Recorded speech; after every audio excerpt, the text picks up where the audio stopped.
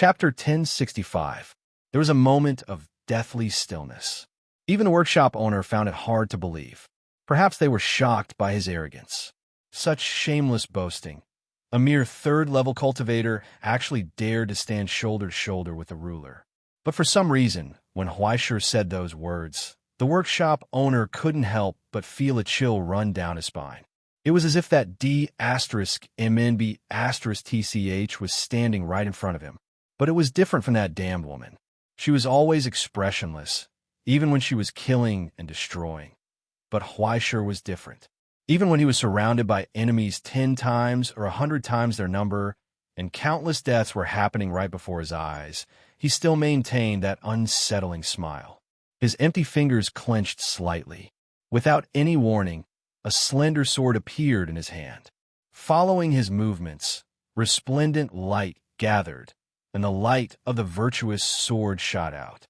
It tore through the eternal night of hell. The divinity that was blessed by the King of Light was poured into it, and it shone with a brilliance and light that was dozens of times brighter than before. It floated up into the sky as if it was nothing, and it cut through the eternal dark clouds and fog. The dazzling light stung everyone's eyes. But before the workshop owner could react, Huaishur stepped forward and slashed down with the sword. The workshop roared. Within the control room, the workshop master howled angrily as he pulled down a lever, causing the large, blurry mouth to spit out countless white bubbles.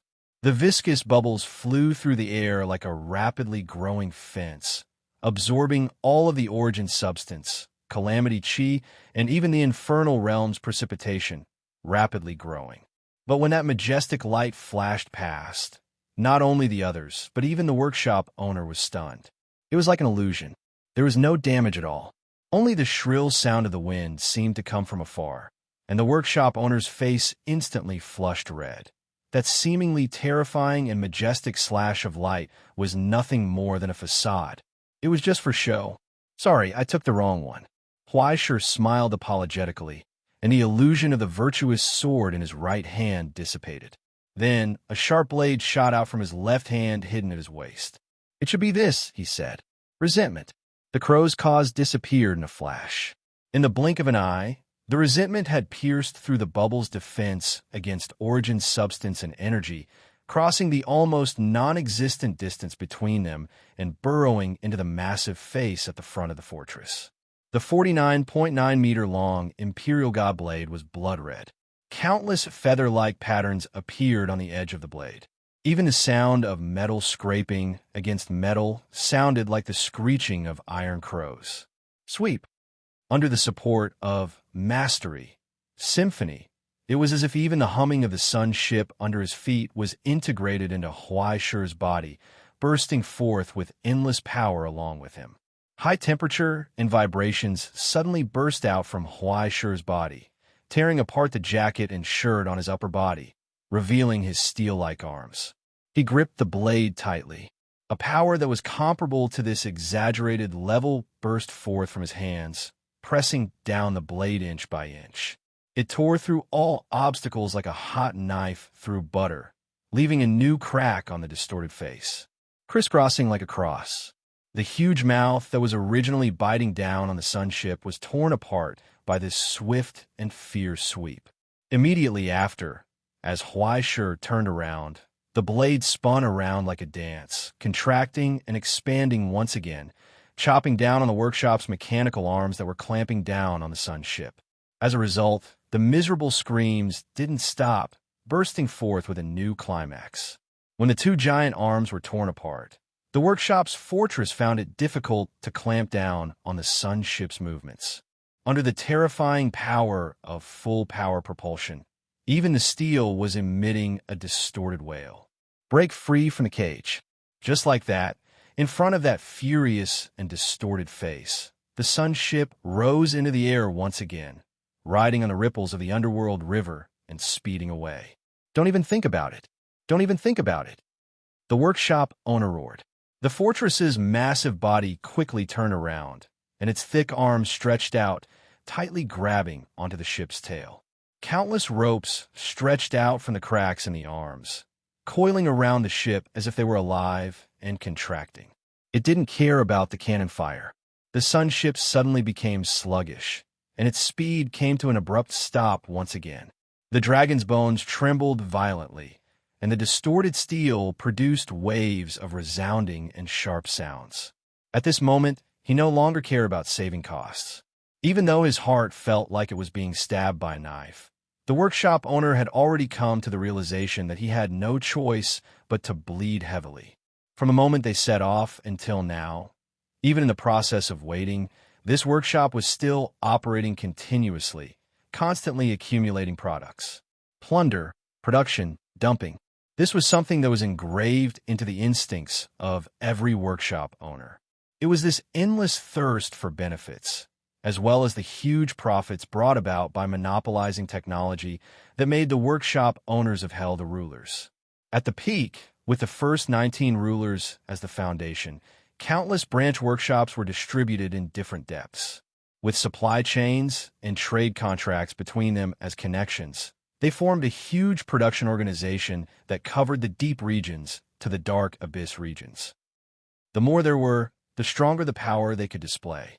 Even if they had to fight against established powers like a fallen country or the corrupt order, they weren't afraid at all.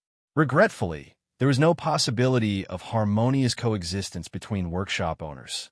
The more they gathered in one place, the more benefits and rewards they demanded. If the benefits brought by the outside world couldn't satisfy their greed, they would start internal strife. Sometimes, they would even nibble at each other before the war even started.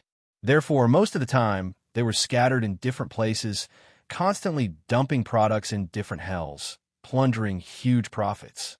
After using this profit to strengthen themselves, they would plunder more until they owned the entire abyss. It should have been like this. But in the previous War of Worlds, after the defeat in the decisive battle with the Sea of Lightning, the situation began to take a turn for the worse. Before the pain of being stabbed in the back by the Eternal Frost Core had dissipated, the bitch who had once rejected their invitation had actually broken free from her cage. Since then, life had been difficult. Once upon a time, they had chosen to invest generously because they saw the potential of the Sunmaker. Now, when the woman who went against the rules of production started to take revenge, they once again deeply felt the pain born from this eternal hatred. In less than half a year, the revitalization plan they had prepared for a long time died in the womb. Number 14, Number 9, and Number 5, among the remaining 10 rulers in the production sequence. 3 of them were thrown into the Eternal Frost Core by her, losing all their property and profits in eternal torture. As the direct supplier and subgroup of Number 14, if Number 77 couldn't prove its ability and efficiency in a short period of time, it would probably be completely merged by Number 1. After losing its independence and trademark, it would be forced into bankruptcy and liquidation. At that time, not only would his factory be forcefully merged into Number 1's Eternal World Group, even he himself will become a machine that processed endless reports for Number 1 in the cubicle under the terms of loans and debts in the contract. This was his only chance.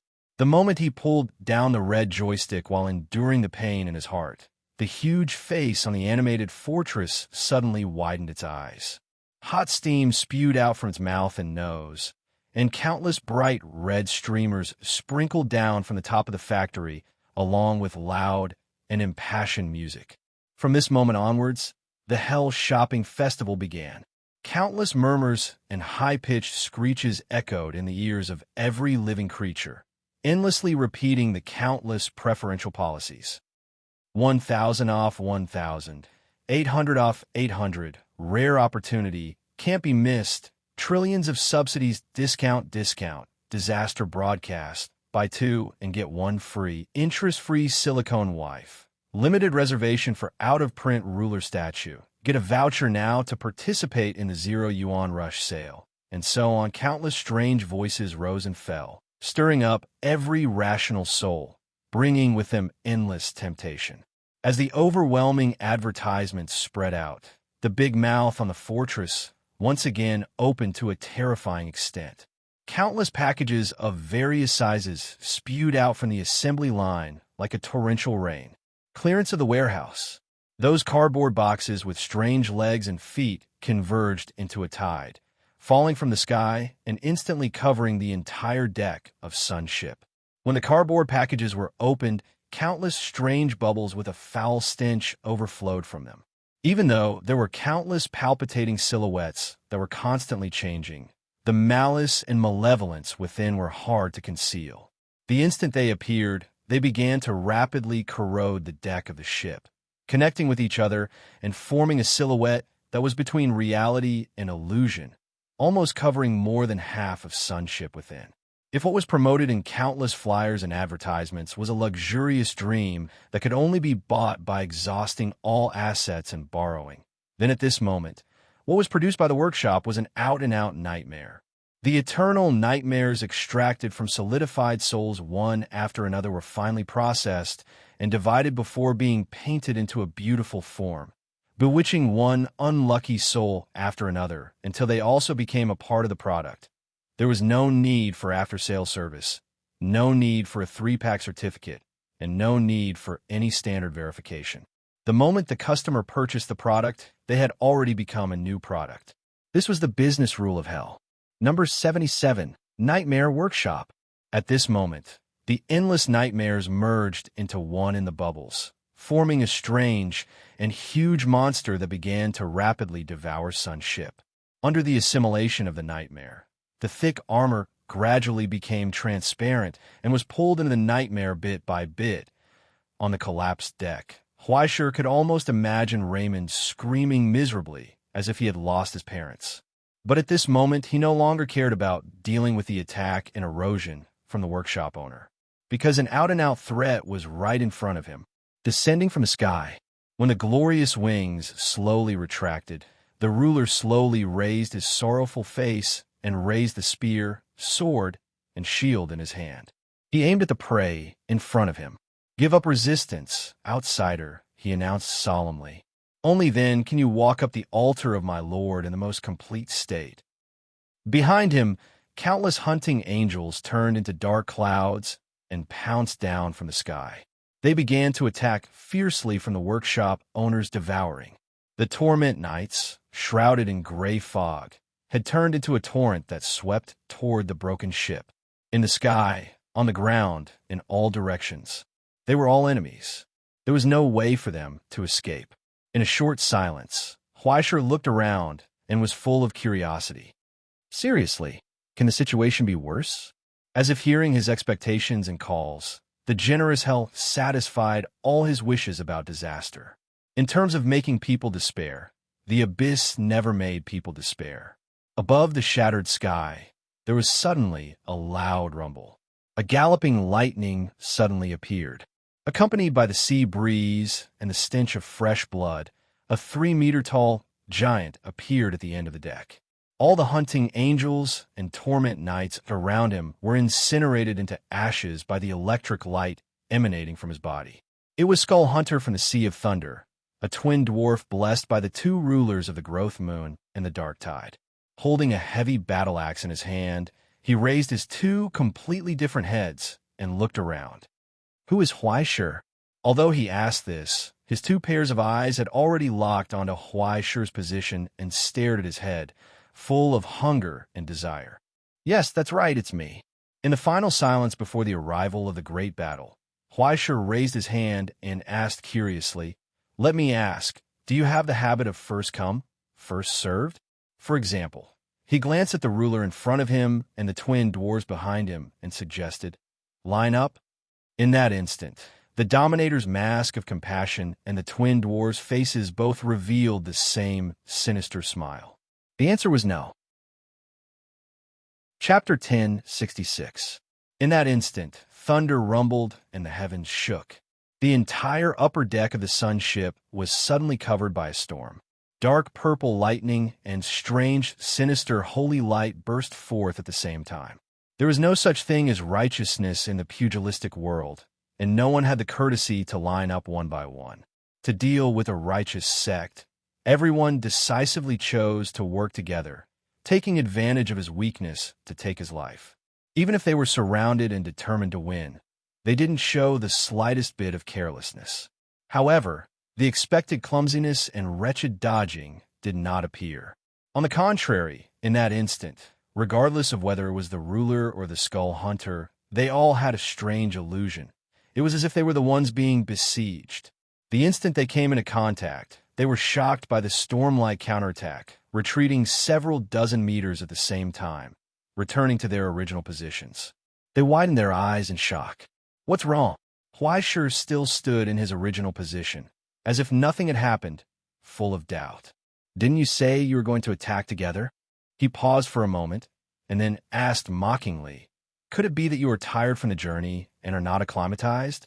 Why don't you rest for a while, and I'll order some takeout for you? The disdain and mockery that flowed out from his bones did not incite the enemy's anger. But in that instant, regardless of whether it was the ruler or the twin dwarfs, they all rushed forward again. They went all out. As they galloped at lightning speed, the twin skull hunter's mouth, nose, and eyes surged with dazzling light.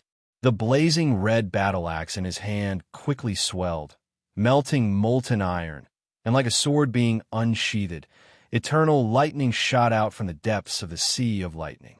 Compared to true lightning, it was nothing more than a short several dozen meters long. However, at this moment, wherever the lightning condensed from countless calamities past, the thick armor and ruins on Sun's ship were torn apart like bubbles, turning into dust. The ruler, who held a spear, sword, and shield, shrouded in holy light, was like a meteor falling from the sky, dragging a blazing tail behind it, brazenly advancing from the front, not leaving behind the slightest opening. But no matter which one it was, what responded to them was a merciless sword. In this brief moment, the Huaishir in their eyes seemed to have lost his silhouette, turning into an amorphous shadow. Within the emaciated body, the origin substance's attributes were constantly changing. Light and shadow intersected, stacking together to create an ambiguous and complicated chaos. Unfathomable. However, the moment he touched her, the ambiguous superposition state was broken. Immediately after, it was a torrential counterattack. It was as though he had gained 3 heads and 8 arms in an instant. The hammer of pain collided with the axe of thunder, causing dazzling sparks to fly. But right after that, resentment and hatred suddenly pierced through this extremely narrow gap, nimbly flying towards the necks of the 2 heads, leaving behind deep gouges that were so deep that their bones could be seen. However, at the same time, Alfong raised his hand from Huaishir's hand and hacked down on the incoming shield. Mountains collapsed and rivers flowed in reverse. Pure mass smashed a crack in the perfect defense. Immediately after, Bailu's phantom image flashed, and the spear of compassion had already parried the ruler's spear. It pierced straight through, piercing a deep gash in the ruler's chest behind the armor. Blood surged. This was no longer within the range of a cord that could instantly attack a single target multiple times. In front of these 2 crowned warriors who had experienced hundreds of battles, Su Chun was fighting 1 against 2. He was even simultaneously executing complex blocks and counterattacks without any order. The flow of power and the coordination between his weapons were flawless. He was clearly one person, but in that instant, it was as if 7 different ascendants had surrounded and attacked 2 opponents who had stepped into the realm of reality. Have you heard of a symphony before? In the midst of this intense battle of life and death, they suddenly heard Huaishir's words. His words were flat and straightforward, without any ups and downs. But in front of them, the eyes of the young man who had appeared suddenly lit up with flames. It was as if a deep abyss had been ignited, wild and tyrannical. He looked disdainfully at everything in front of him. Just treat it as an impromptu public lecture. The rope of sorrow shot out like a snake, binding the ruler's armor and suppressing it for a moment. The hammer of pain smashed down, dispersing the mighty holy light. At the same time, Afong rushed forward, colliding with the lightning axe. Angry flames swept across, and the axes rubbed against each other, bursting into sparks. Just like that, he personally demonstrated the essence of art to the layman in front of him. Even for those who had never come into contact with it, something like a symphony was too complicated and too distant. But no matter who it was, through this experience, they would be able to deeply understand the beauty of it, right?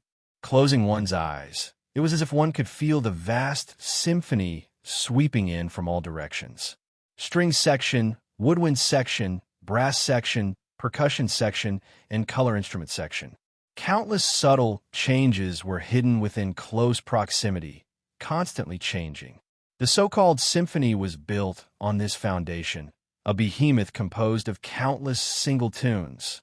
Now, anger, sorrow, regret, resentment, pain. 7 different tones were combined into one in Huaishi's hands, turning into a torrent. Even if his hands could not cover everything, under the command of his heart, countless afterimages appeared on the stage that he had set, responding to his command, playing the melody, even if it was just for a brief moment. At this moment, he had completely turned himself into the entrance to the returning ruins. Great Si Ming's afterimage emerged from the entrance at an astonishing speed.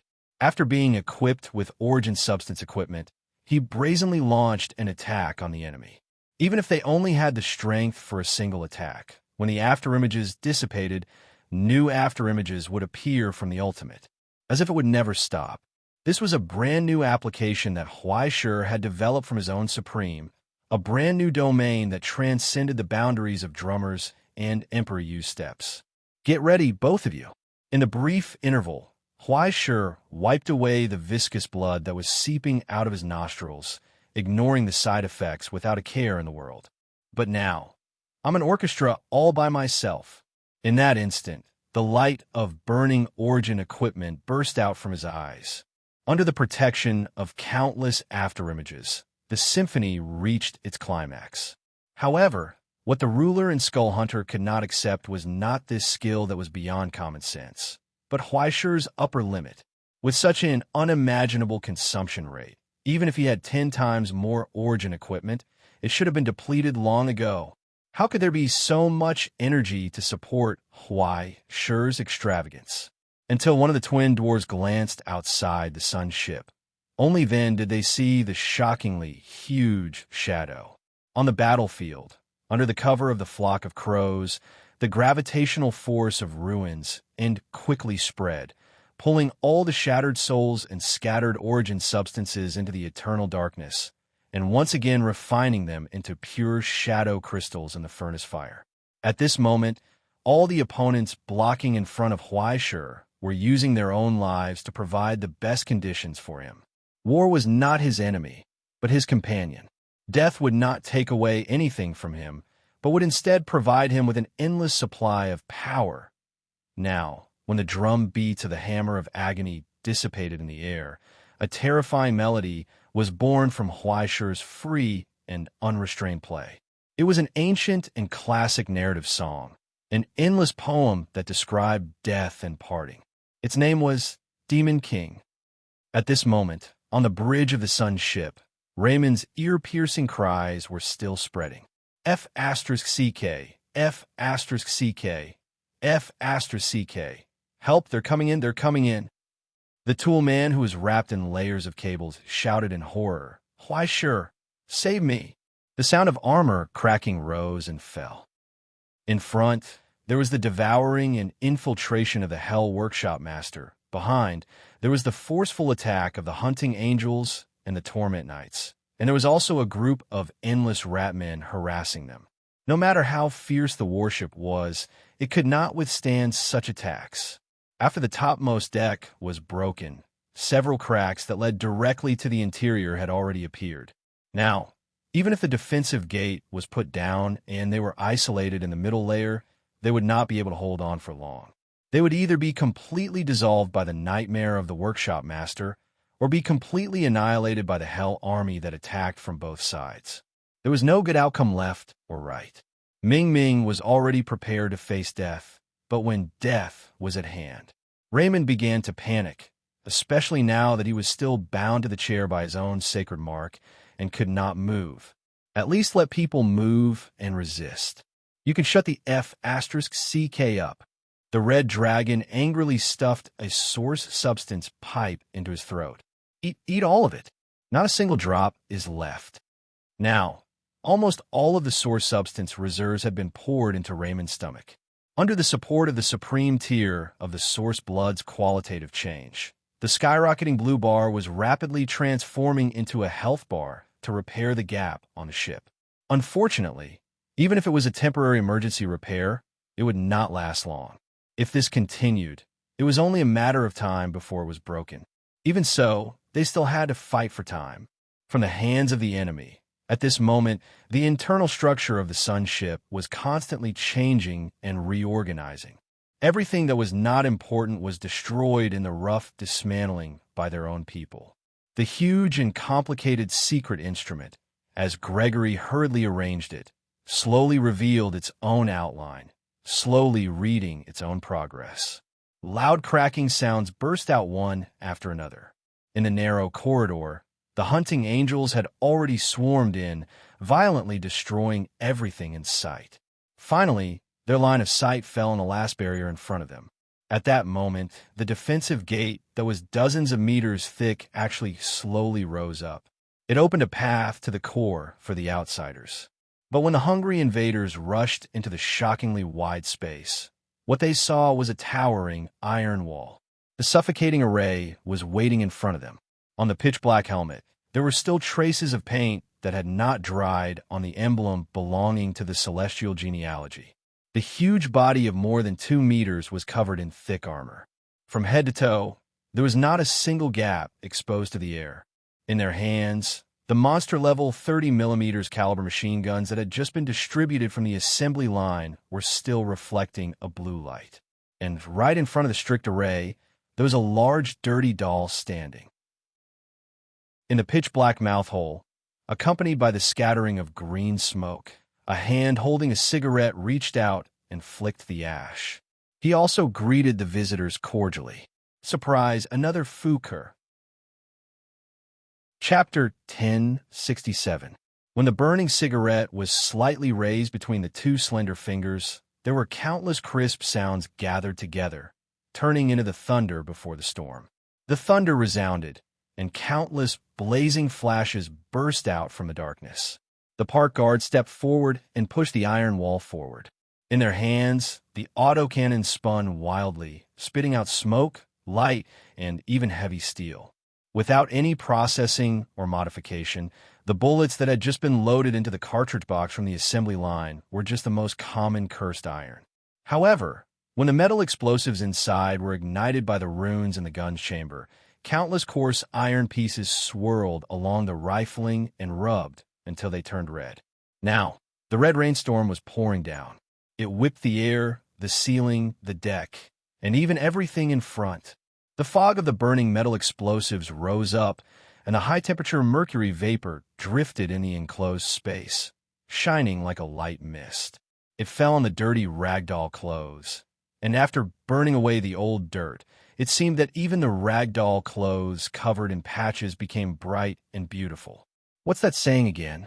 The ragdoll clothes spat out a mouthful of green smoke from the big mouth. Looking around at the hunting angels who were crazily pouncing on them in the storm, thought for a moment and sighed softly.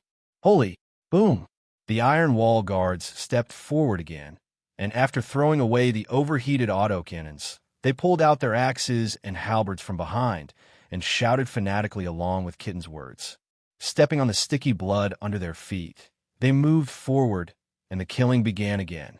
On the other side of the sun ship, the corridor that was less than 1 meter wide had long been dyed scarlet with blood, and the gathered Nagas began to counterattack again. Even if it was a one-sided massacre, the cold-blooded Nagas seemed to not know what fear and panic were. They rushed to the invincible opponents one after another, using their own lives to buy a short time for their loyal followers. The pool of blood spread like a river. Sir, please come with me. The elder raised the bone blade and slashed cleanly. The twisted and sealed door in front of him was torn apart, opening a gap for the elder behind him. Behind the door, in the narrow cabin, countless instruments were emitting sparks and smoke. The broken circuit triggered the explosion of the oxygen production equipment, and the broken transmission shaft of the auxiliary engine had flown out dozens of meters away. The twisted shaft pierced into the cabin, and black oil dripped from it. Clean up the scene immediately.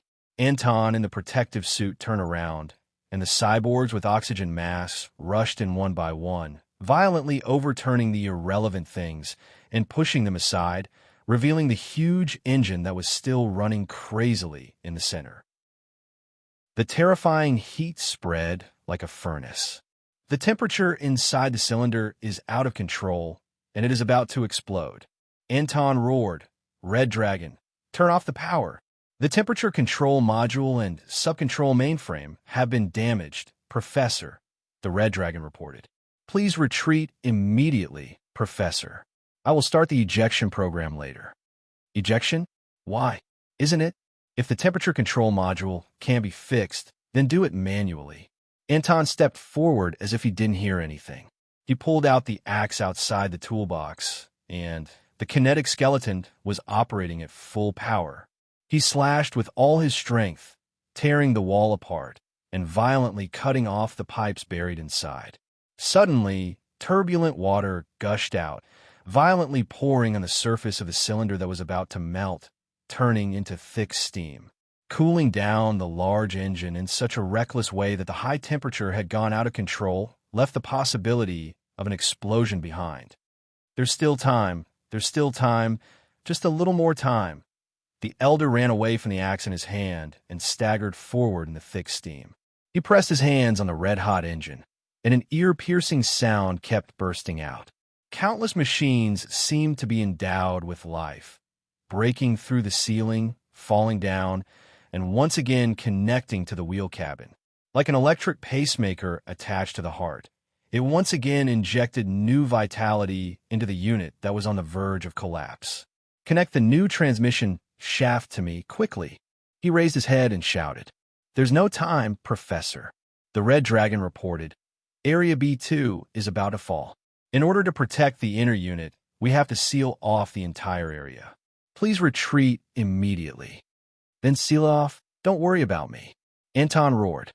Through the mask that was covered with mist, his eyes seemed to have been burned red by the engine. 10 minutes, give me 10 minutes. The Red Dragon was silent for a moment. Then, a familiar voice sounded from outside the cabin door behind him. 10 minutes, right? Forster took off the cigarette that was wet from the steam at the corner of his mouth and threw it on the floor. "Do what he said. I'll think of a way for the rest." "Then 15 minutes, Professor Anton corrected without turning his head. "Maybe 20 minutes. Hey, don't increase the price." Forster shrugged helplessly. "We agreed on 15 minutes, no more." He sighed softly, looking at the torn door at the end of the corridor and the tormented knights with scarlet eyes shrouded in gray fog. The pitch-black armored knights slowly stepped forward, the blades in their hands already covered in blood. Forster lowered his head and loaded 2 brand new deer-hunting bullets into the gun chamber.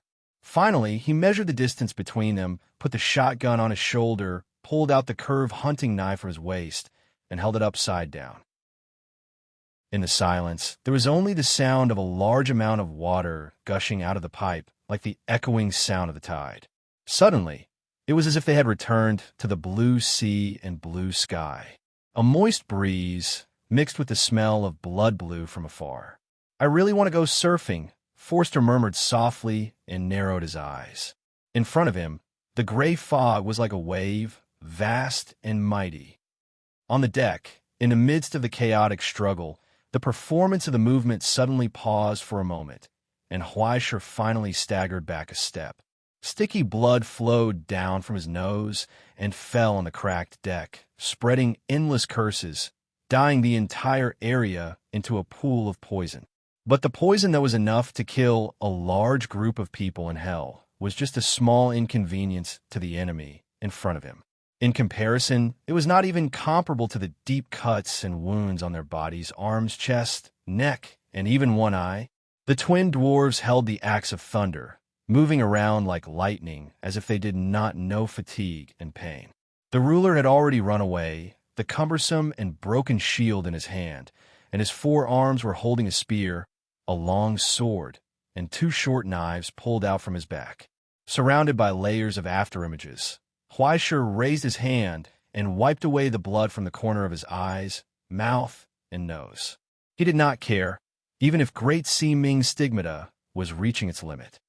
"Hey, can you guys do it?" He looked up and sneered. "Are you going to be killed by me, even when 2 against 1? The ruler was speechless. The long sword and short knife in his hand suddenly turned upside down, piercing through the cracks on his armor and into his body.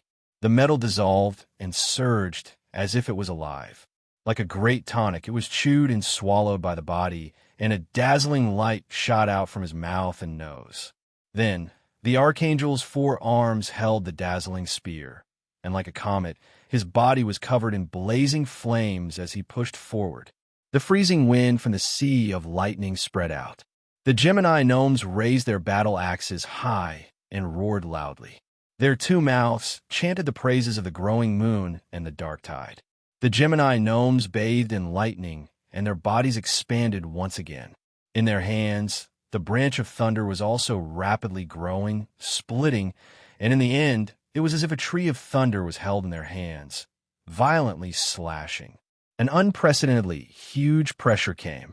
Alfong swept up the blood tide on the battlefield and swept it towards the lightning.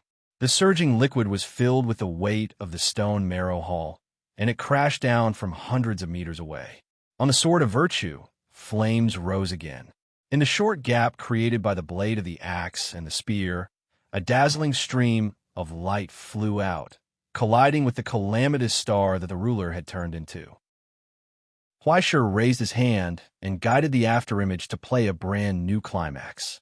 However, that magnificent ensemble came to an abrupt stop at this moment.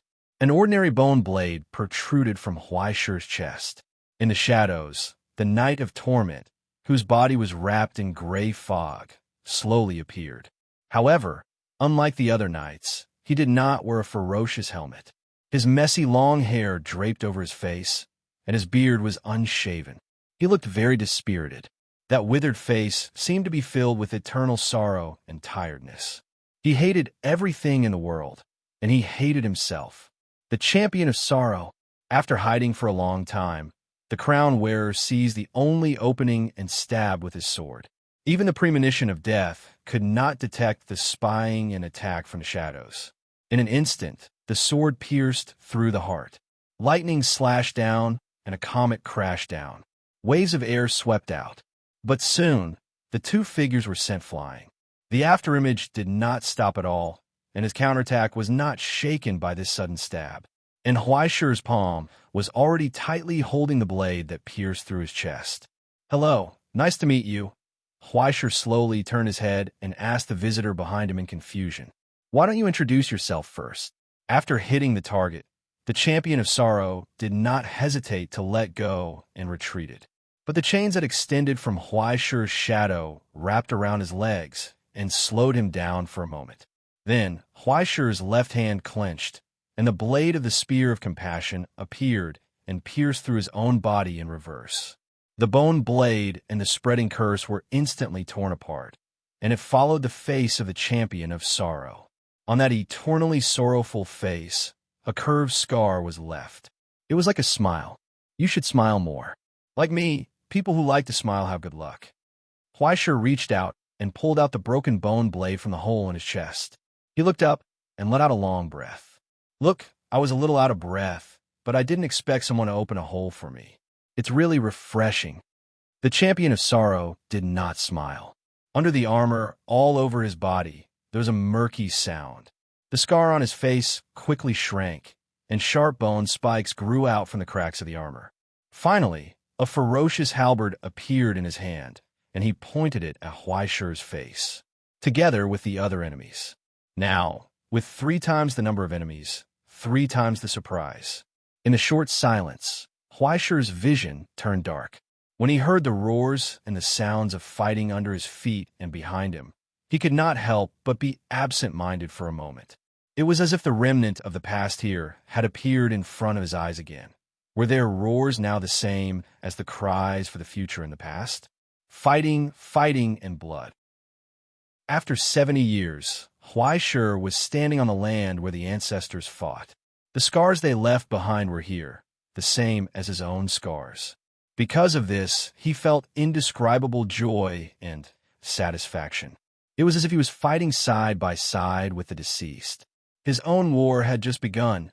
The war that belonged to them was still going on. Therefore, he could not lose. Let us once again become enemies with the abyss. Huaishir raised his hand, licked the blood on his fingertips, and whispered softly to the heroic souls buried in this land. Please look at me. Please with me. As the scar shrank, the flames of Origin's substance appeared in Huaishir's eyes again. As if he was accompanied by an army of 10,000, he proudly spread his arms, showing the enemies everything he had. Come! Huaishir raised his head and declared war on them. Let me experience the power of hell. There was no need to say anything else. At that moment, the ruler, the twin dwarves, the champion of sorrow, and the crowns from various hells raised their weapons and attacked the remnants of the utopia in front of them. A storm swept across. In the spreading airwaves, the blades of swords and spears swept across. The piercing light of metal constantly tore the darkness apart and defeated the light of gods. 1 against 3. Even though he was seriously injured, he did not feel afraid. On the contrary, his heart was surging. The light of the stars from the past was still shining on his shoulders, laughing with him as he launched a counterattack against the enemies in front of him. Saber, sword, spear, axe, hammer, truncheon, rope, they had clearly become familiar with Huaishir's weapons in this fierce battle. But at this moment, the crowns felt an unprecedented pressure. Under the combined attacks, the will hidden within the Origin substance equipment continued to rise, burning along with the burning of his soul.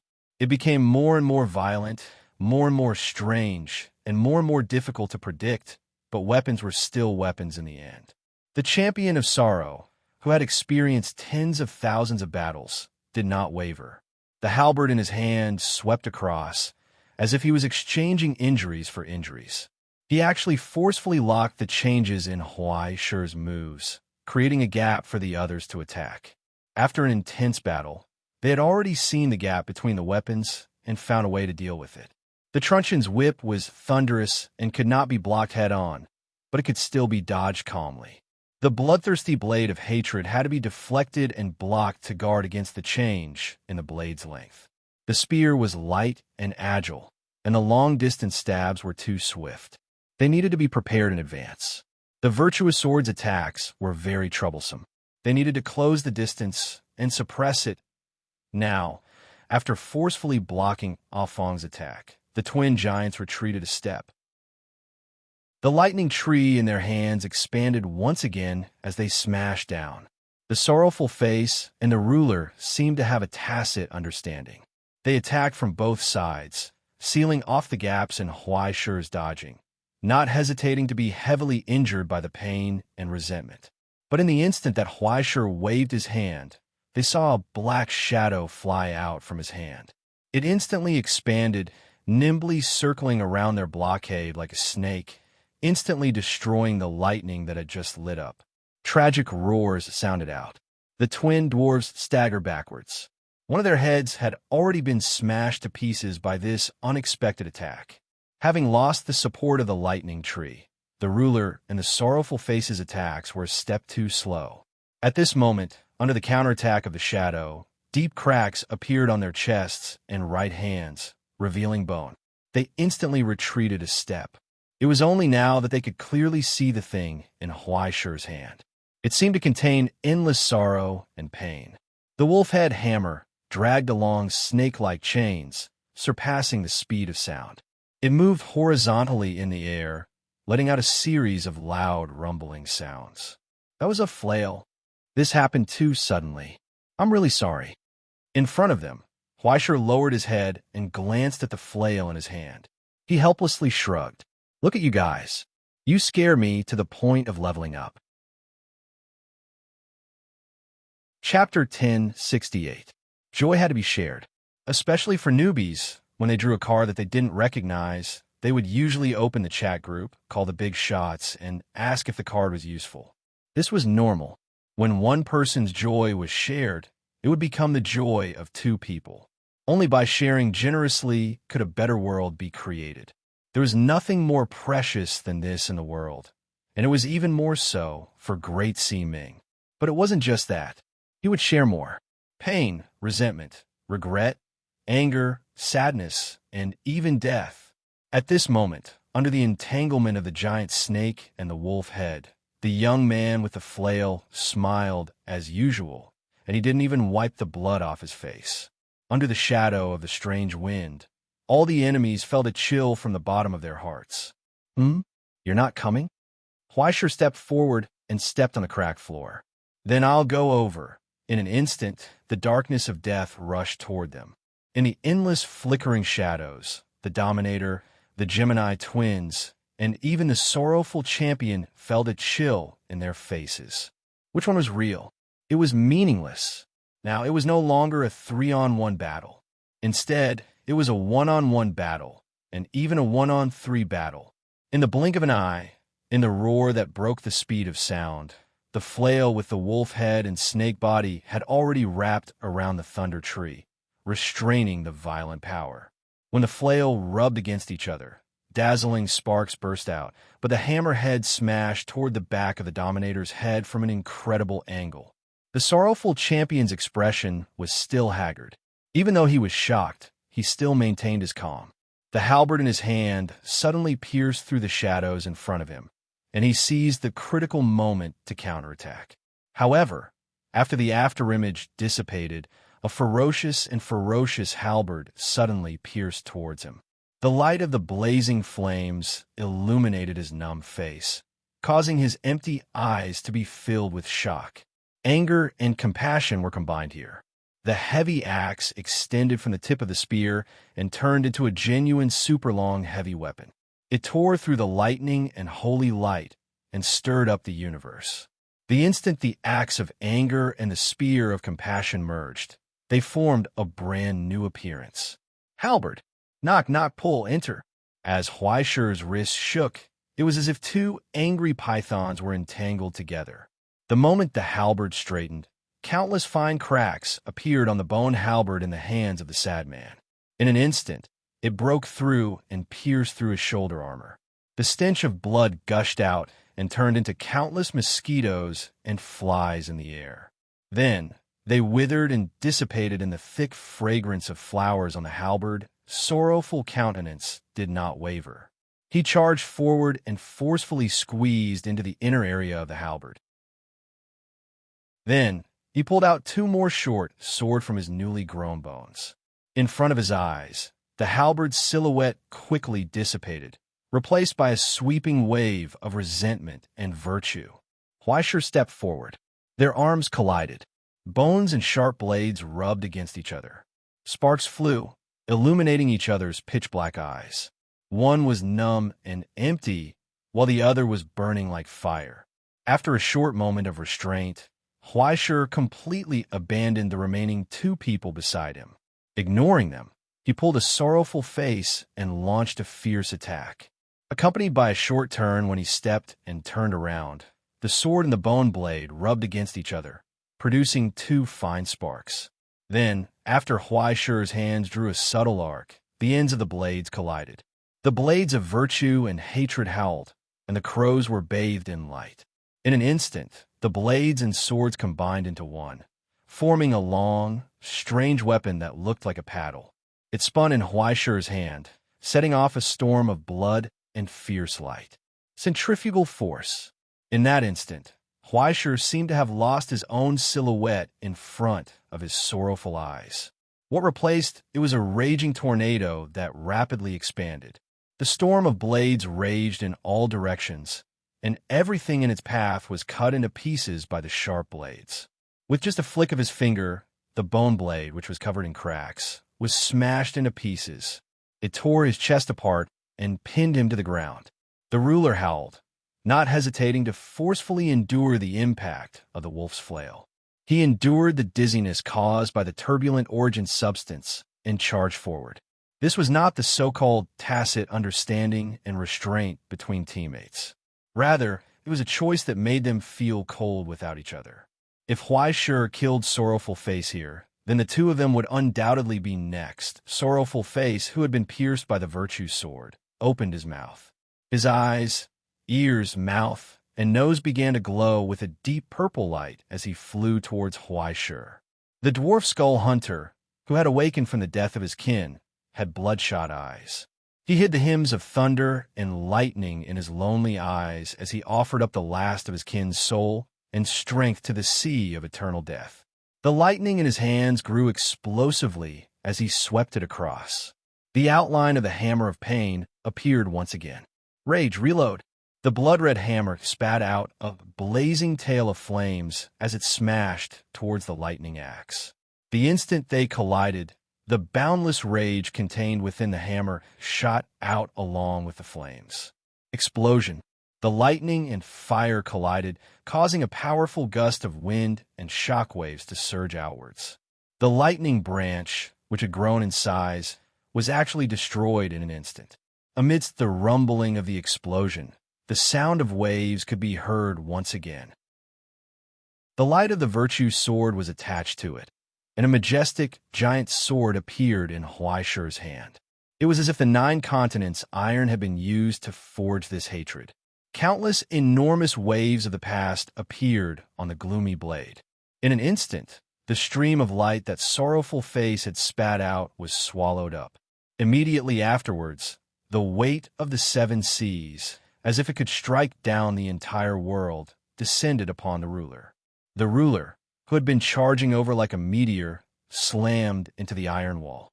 The spear in his hand cracked in the middle, and a deep crack appeared on the armor in front of his chest. Pitch-black blood spurted out as he flew backwards.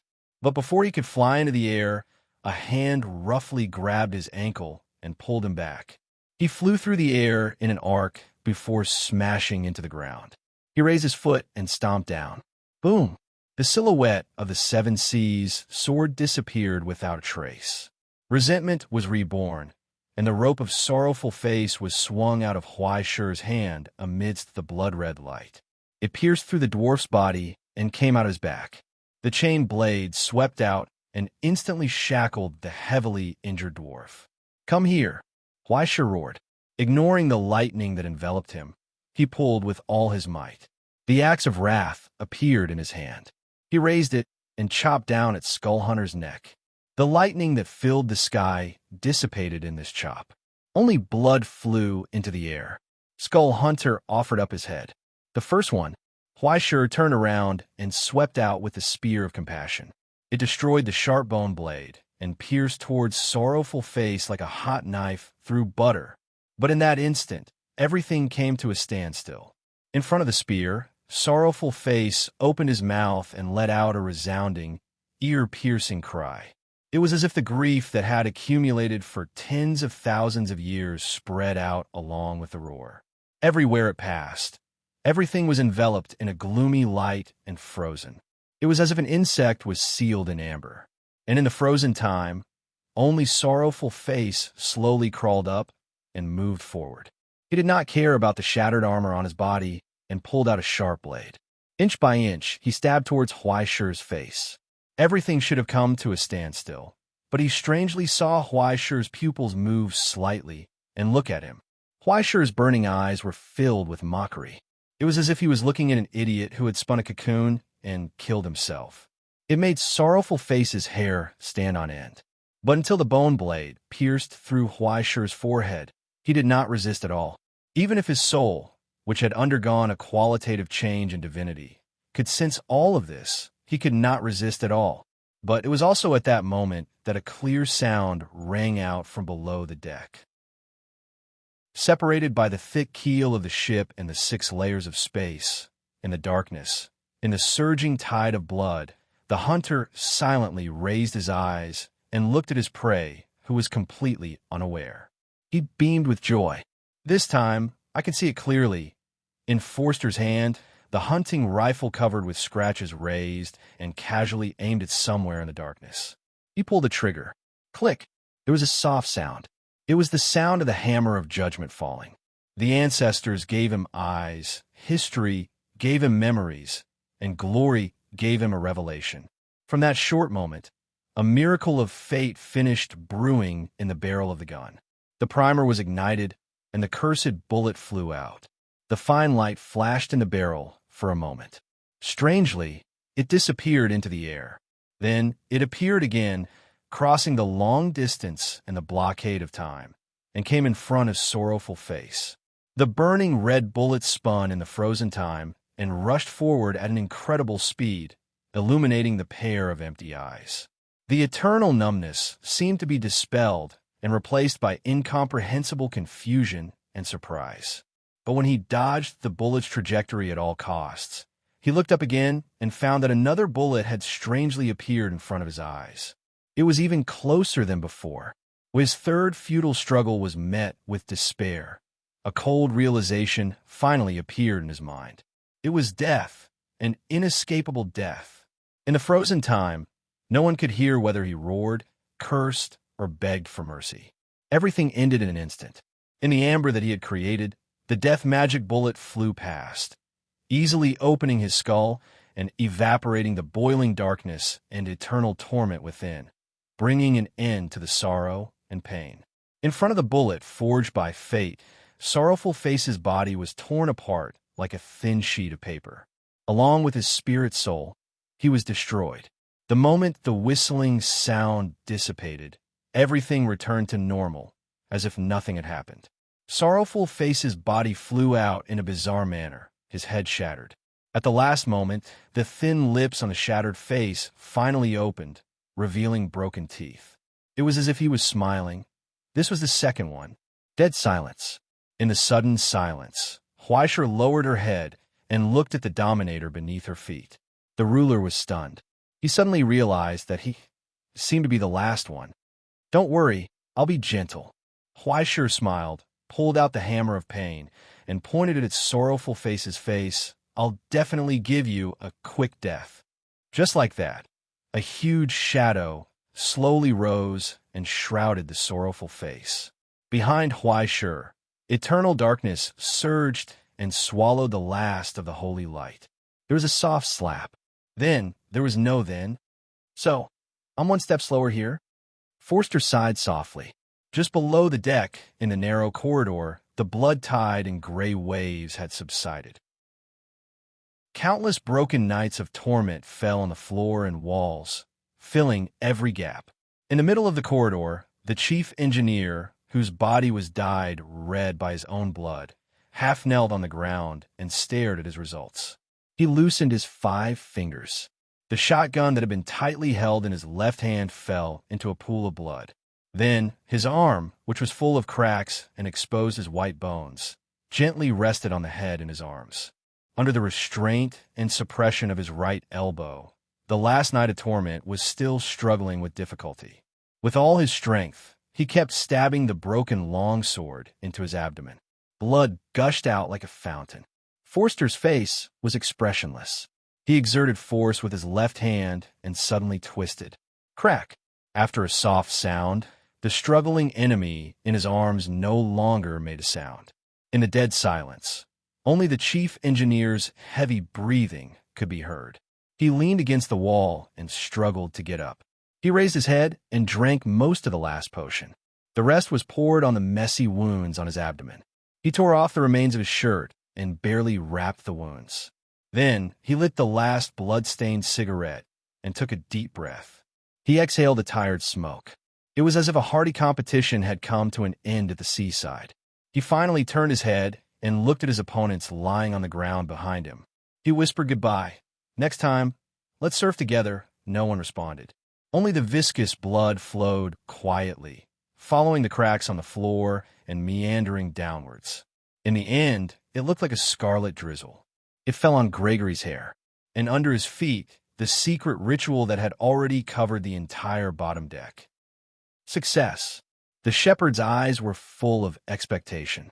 He opened his arms, and, on his skinny wrists, the seal from the Creator silently dissipated.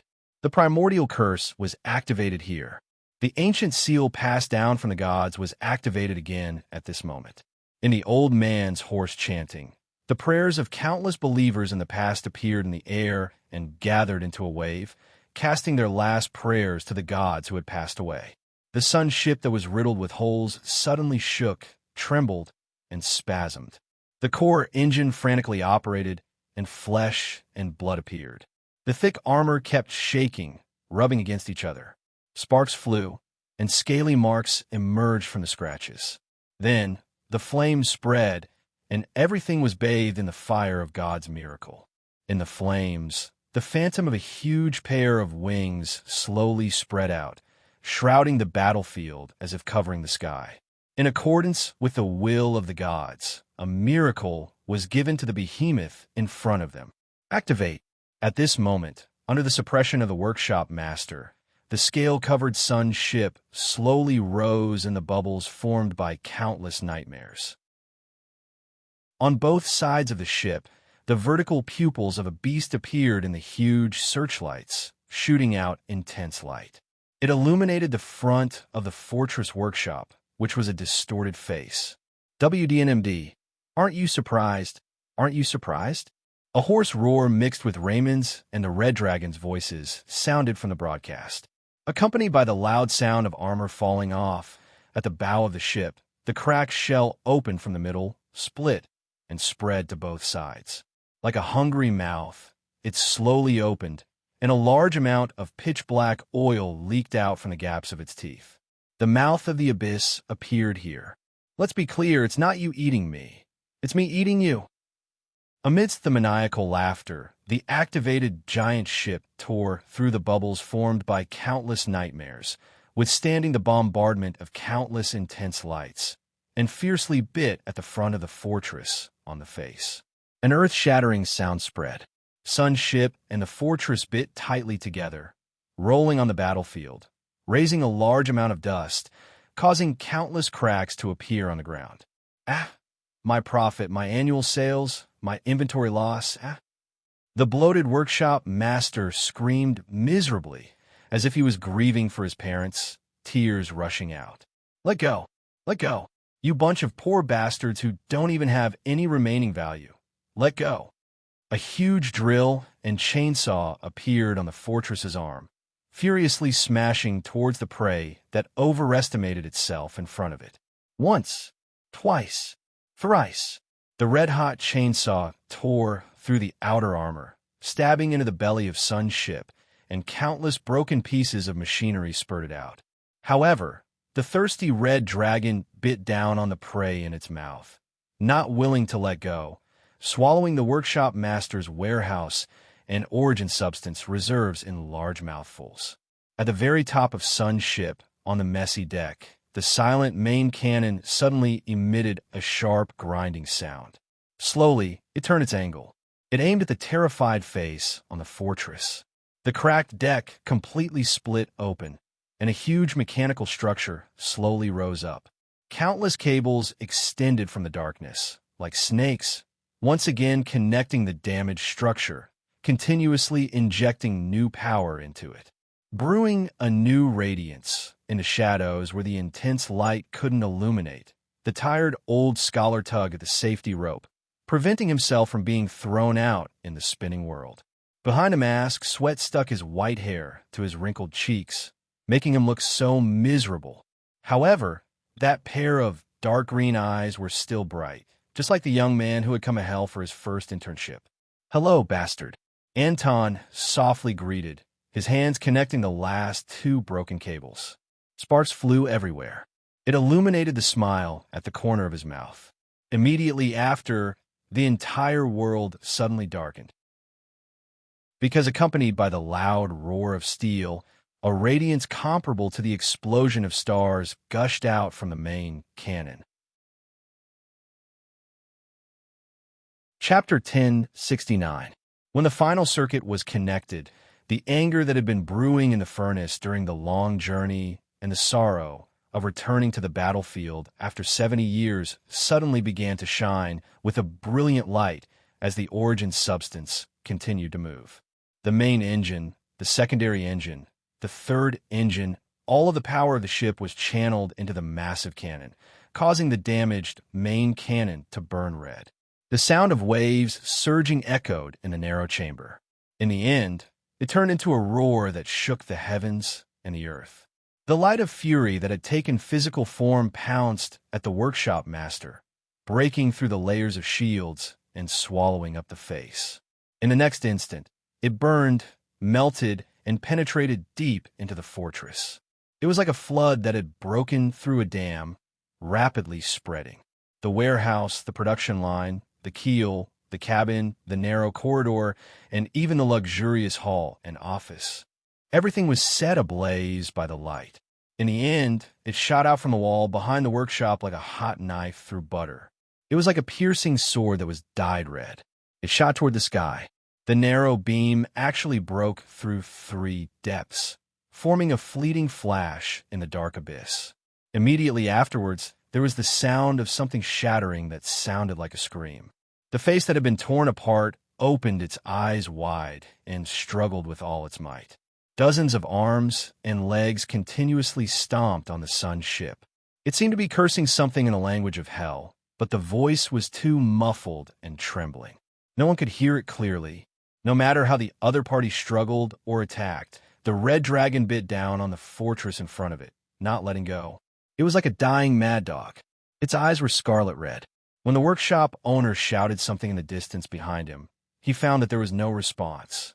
Only the painful call for help echoed between the depths, gradually disappearing into the scar area. In the end, he seemed to have understood something. He roared angrily.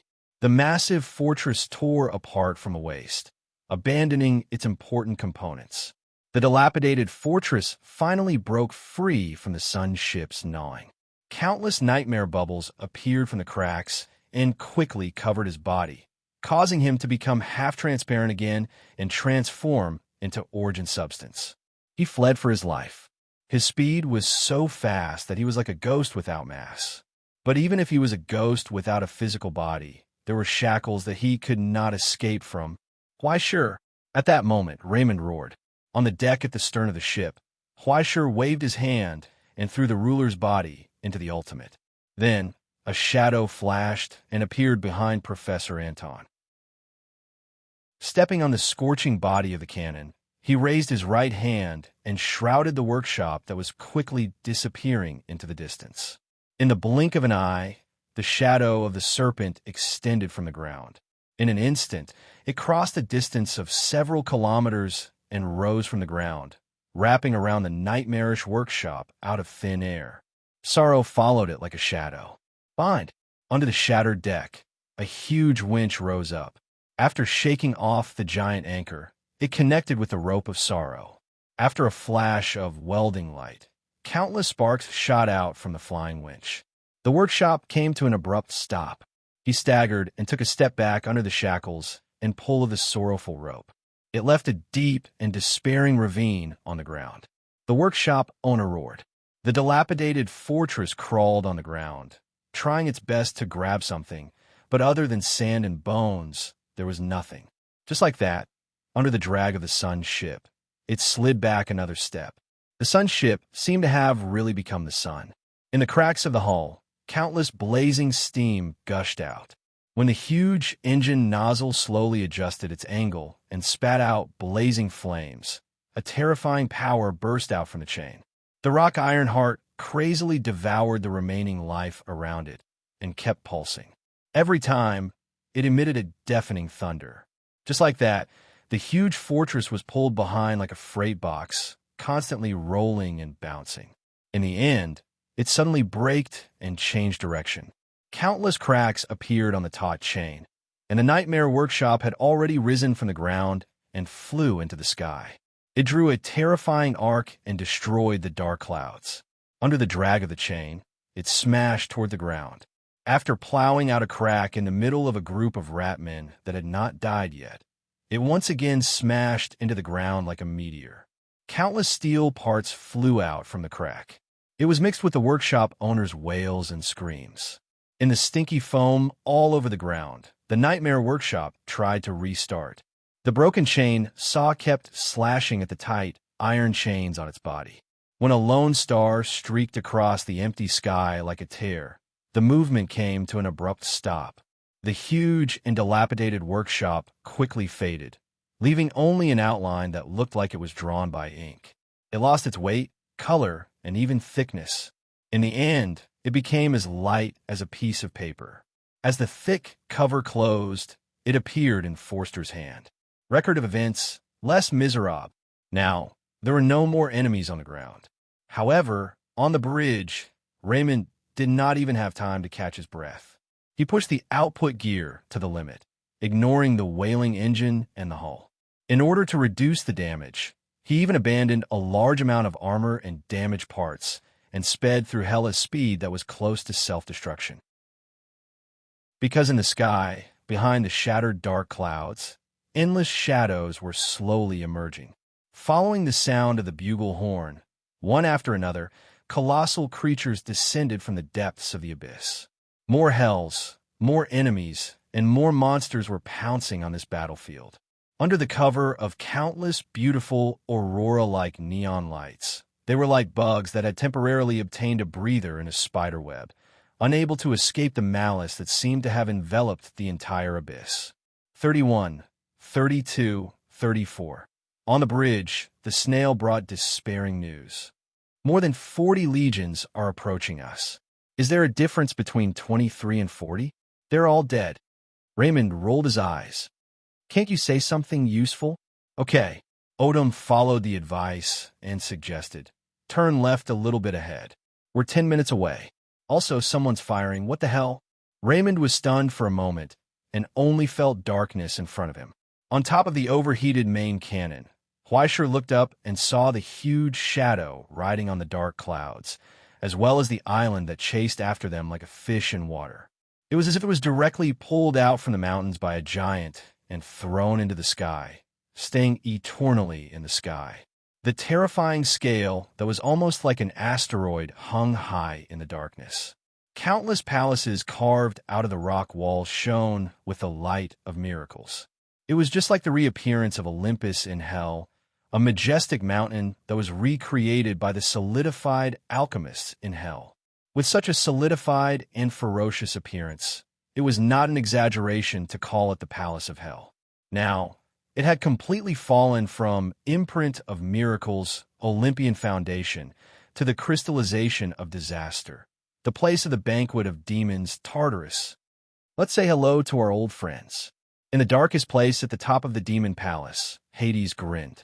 Relying on the senses of his soul, he looked down at his opponent who was at the end of his rope.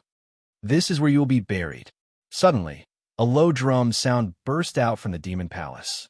Echoing the fragments drifting in the abyss, thumb-sized flames appeared in the neon sky that was full of neon lights. Under the transport of the heaven ladder, huge fragments of hell were transported to this depth one after another. After being transformed by a secret instrument, they formed countless stars that fell from the sky. The burning stars burst out with a roar, dragging a flaming tail as they fell from the darkness of the abyss. It was like a rainstorm. It swallowed the tiny sun ship. The earth wailed, and the spreading flames rose with a huge mushroom cloud. Everything was buried in the terrifying temperature.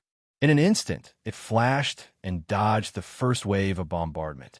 But then, the sun ship was like a withered leaf, involuntarily flying in the aftermath of the raging waves and rolling in the wind. The secret instrument that shrouded the ship was constantly cracking. Gregory roared hoarsely. The skinny shepherd was like a nail.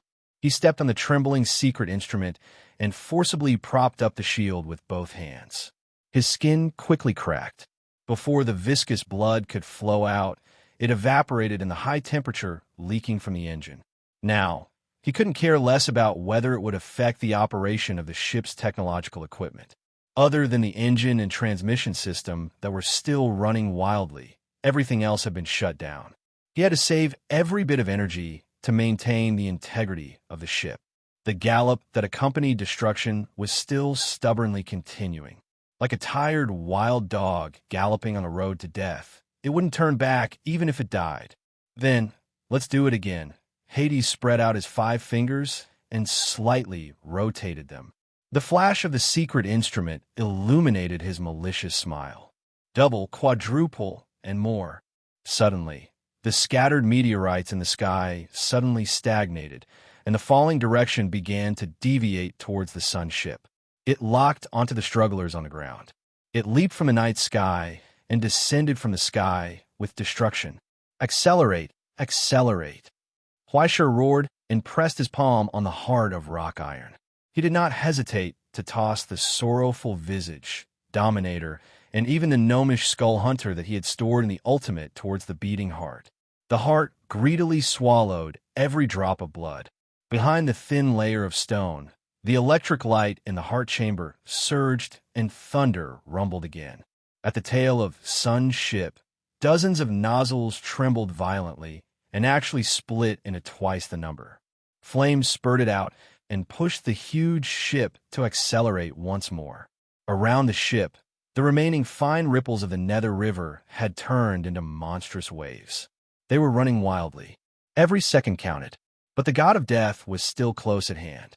Countless meteorites chased after him as if they had ignored inertia and potential energy. They would not give up until they reached their goal.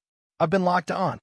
Redmond screamed miserably as he clutched onto the control stick in a daze due to the massive loss of blood. As for the red dragon, it had not spoken since a few minutes ago. "Forster, give me the book." In the communication, Huaisher shouted below the deck. The panting chief engineer did not care about stabilizing his body. He unbuckled the buckle on his waist, and the heavy book sealed in copper flew out of his hand toward Huaisher. It landed in his hand and quickly flipped through it. The image of the elephant spirit, Khandra, appeared on the title page and helped Huaisher turn the page. Then it quickly froze at the end. Huaisher took a deep breath, grabbed the remaining railing on the deck, and raised the book in his hand toward the countless meteorites that were chasing behind the ship. Origin substance poured in. Between the fine handwriting, the frozen illustration came to life again. It was given color, shape, appearance, outline, and volume. It was the nightmare workshop that had just been sealed inside. At this moment, the workshop owner, who was finally free, did not have time to breathe a sigh of relief before he saw countless terrifying flames rushing toward him. At that moment, he only had time to let out a final wail. "Damn it, Watt." In the next moment, the workshop was engulfed by countless meteorites. Those overlapping destructive forces were completely triggered. The skeleton that could withstand the bombardment of a large-caliber main cannon, the treasury that could hold countless wealth, the products that had not yet been slimmed down, the slaves that were bound to the production line, and the cocoon production that every workshop owner would activate at the moment of death. Everything evaporated in the flames and disappeared without a trace. Only the broken remains rose into the sky after drawing a heartbreaking arc, fell on the demon palace, and nailed into the soil. It was a broken pillar. At the top, the broken wall lamp still stubbornly bloomed with the last trace of light. Under the suspension of those cables, the workshop owner's charred body swayed alone in the wind. The last drop of sorrowful tears slowly fell. There was no more sound, and right at the center of the explosion, the frantically flashing sun ship was unable to avoid the sweeping aftermath. Countless parts of the ship's hull scattered, and the engine at the tail exploded. Amidst the waves, they rolled violently on the ground. After drawing out ravines, they seemed to have bumped into something invisible. There was a crisp cracking sound. Countless cracks appeared in the flickering void, like smashed glass, spreading rapidly. In the end, under the impact of the destructive aftermath, the illusion and blockade that had lasted for a long time was completely broken. After the blockade, a thick fog gushed out like a tide. It spread. It completely submerged the broken sun ship. It disappeared. The violent rolling and collision lasted for an unknown amount of time. In the terrifying turbulence that felt like the sky and earth were spinning, Huaisher only remembered to use the sorrowful rope to entangle everyone together and did his best to hold the ultimate open. But under the weak operation of the divine mark, even the ultimate could no longer be maintained. In the dilapidated cabin, in the darkness, only the last electric sparks flickered. Huaisher panted, propped up his body, and looked at the world outside the crack. There was only fog and a vague outline. Everything in front of him was almost unbelievable. Ecstasy. He even forgot about the enemies that were chasing after him. "We're here." Probably. On the floor, The rusty snail with a cracked shell was already surviving tenaciously, even if its internal organs were squeezed out of the wound. Huaisher frowned. What do you mean by probably? Probably means that I'm not sure. Odom replied helplessly. Since 70 years ago, no rust snails could survive in the surrounding area. So, you need to be prepared, Sir Huaisher. Maybe the monsters brought by the deep backflow are still here. Huaisher was silent for a moment, looking down at it indifferently. That is to say, there may be a trap ahead, right? Maybe. Everything is up to you, Sir Huaisher. Odom replied frankly. It's normal for a hell creature like me not to be trusted, and it's reasonable to be on guard. However, we have reached our destination, and you should be able to see what you are looking for soon. It paused for a moment, and its tone was complicated. Although, the result may not be satisfactory. At this moment, on the wasteland, the endless thick fog filled the air. Finally, it gradually dissipated. The demon palace, hanging high in the sky, paused slightly. It looked down at everything in the distance. It was as if it was unbelievable. After a long silence, Hades asked hoarsely, Mathers, what is that? That's what we used to be. The solidified being of Golden Dawn looked at the world under the fog, and his eyes gradually became compassionate and nostalgic. Perhaps this is the ignorant nature of the utopia. Hades didn't say anything. After a long time, in the silence, it was difficult to suppress the mockery and malice surging in his heart. He laughed out loud. Tears almost flowed down his cheeks. When Huaisher stood on the broken deck again, the wind of the past blew from afar. The fog rolled and gradually thinned in the aftermath of the explosion. However, there was no outpost here, nor was there a former base. Between the broken bricks and tiles all over the ground, there were countless huge corpses piled up like mountains. The ground was torn apart by some terrifying force, leaving behind a bottomless valley. It extended straight forward as if it was going to extend to the end of hell. In the center of the crack was a corpse so huge that even hell couldn't contain it. It was a giant beast that stood above the mountains. Countless crystal pillars pierced its body. They had long dimmed, and only a faint glow shone. In front of its chest was a terrifying crack. The strike that had once pierced through the ground had completely killed the terrifying creature from the bottom of the abyss. The only thing that remained was a huge corpse. Thick, blood-like fog flowed out from the crack in its chest. Even after 70 years, it still hadn't flowed out. In the middle of the mountains of corpses, there was only a small forest on the only flat piece of land. The forest formed by the tombstones. Like flowers growing from the bones of the dead, they bloomed silently and spread to the end of the world. On the tombstones, the rusty nameplates swayed slightly in the wind, emitting bursts of fine sounds that would continue into eternity. The heroic souls of the past slept here, together with the monsters from the bottom of the abyss. Guarding them was a steel wreckage covered in dust. It was as if it had been burned out and completely broken from the middle.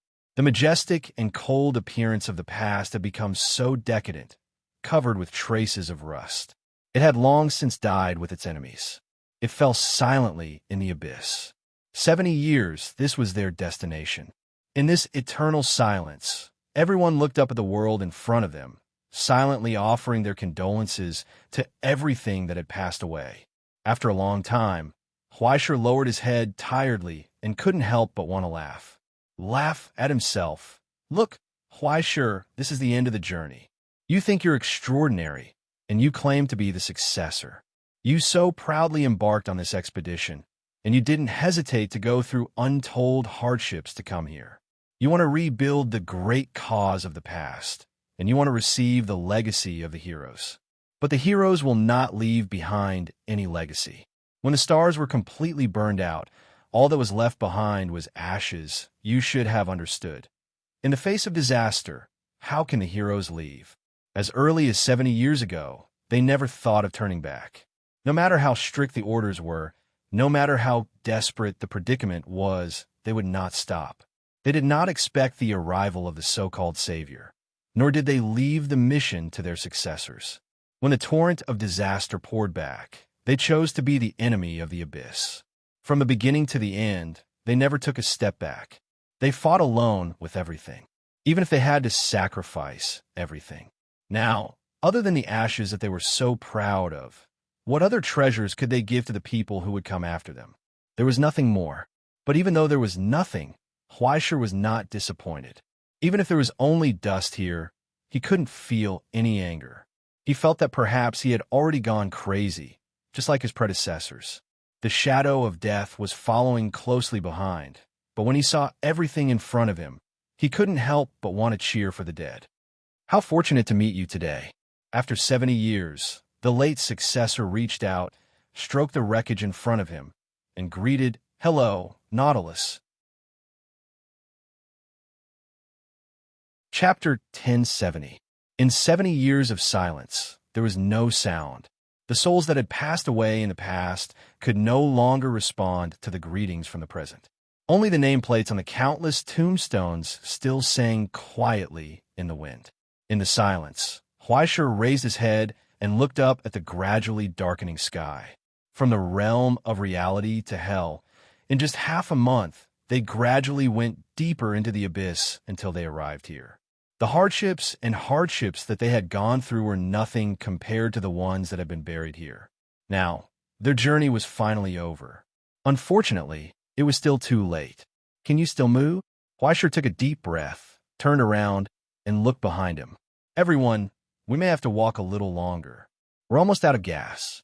Raymond sighed and patted the keel of the sun's ship. "Let's see how far we can go. It's no big deal." Forster lowered his head and bandaged his left hand.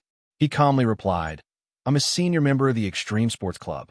Even if we walk a few hundred meters, then you'll have to carry me when the time comes," Gregory said. "I sprained my waist." "Forget it. Pretend I didn't say anything." The chief engineer sighed helplessly, took off the unloaded shotgun, and handed it to him. "Use it as a walking stick." "Okay." Gregory waited. "It's just a little heavy." It was fine as long as it could be used. Why should he care so much? In the end, Huaisher was silent and looked at Anton at the front. Between the low tombstones, the old professor lowered his head and stared at one of them in a daze. He bent down, took off his helmet, and half-knelt on the ground. It was as if he had met the deceased again. He said something silently. He lowered his head.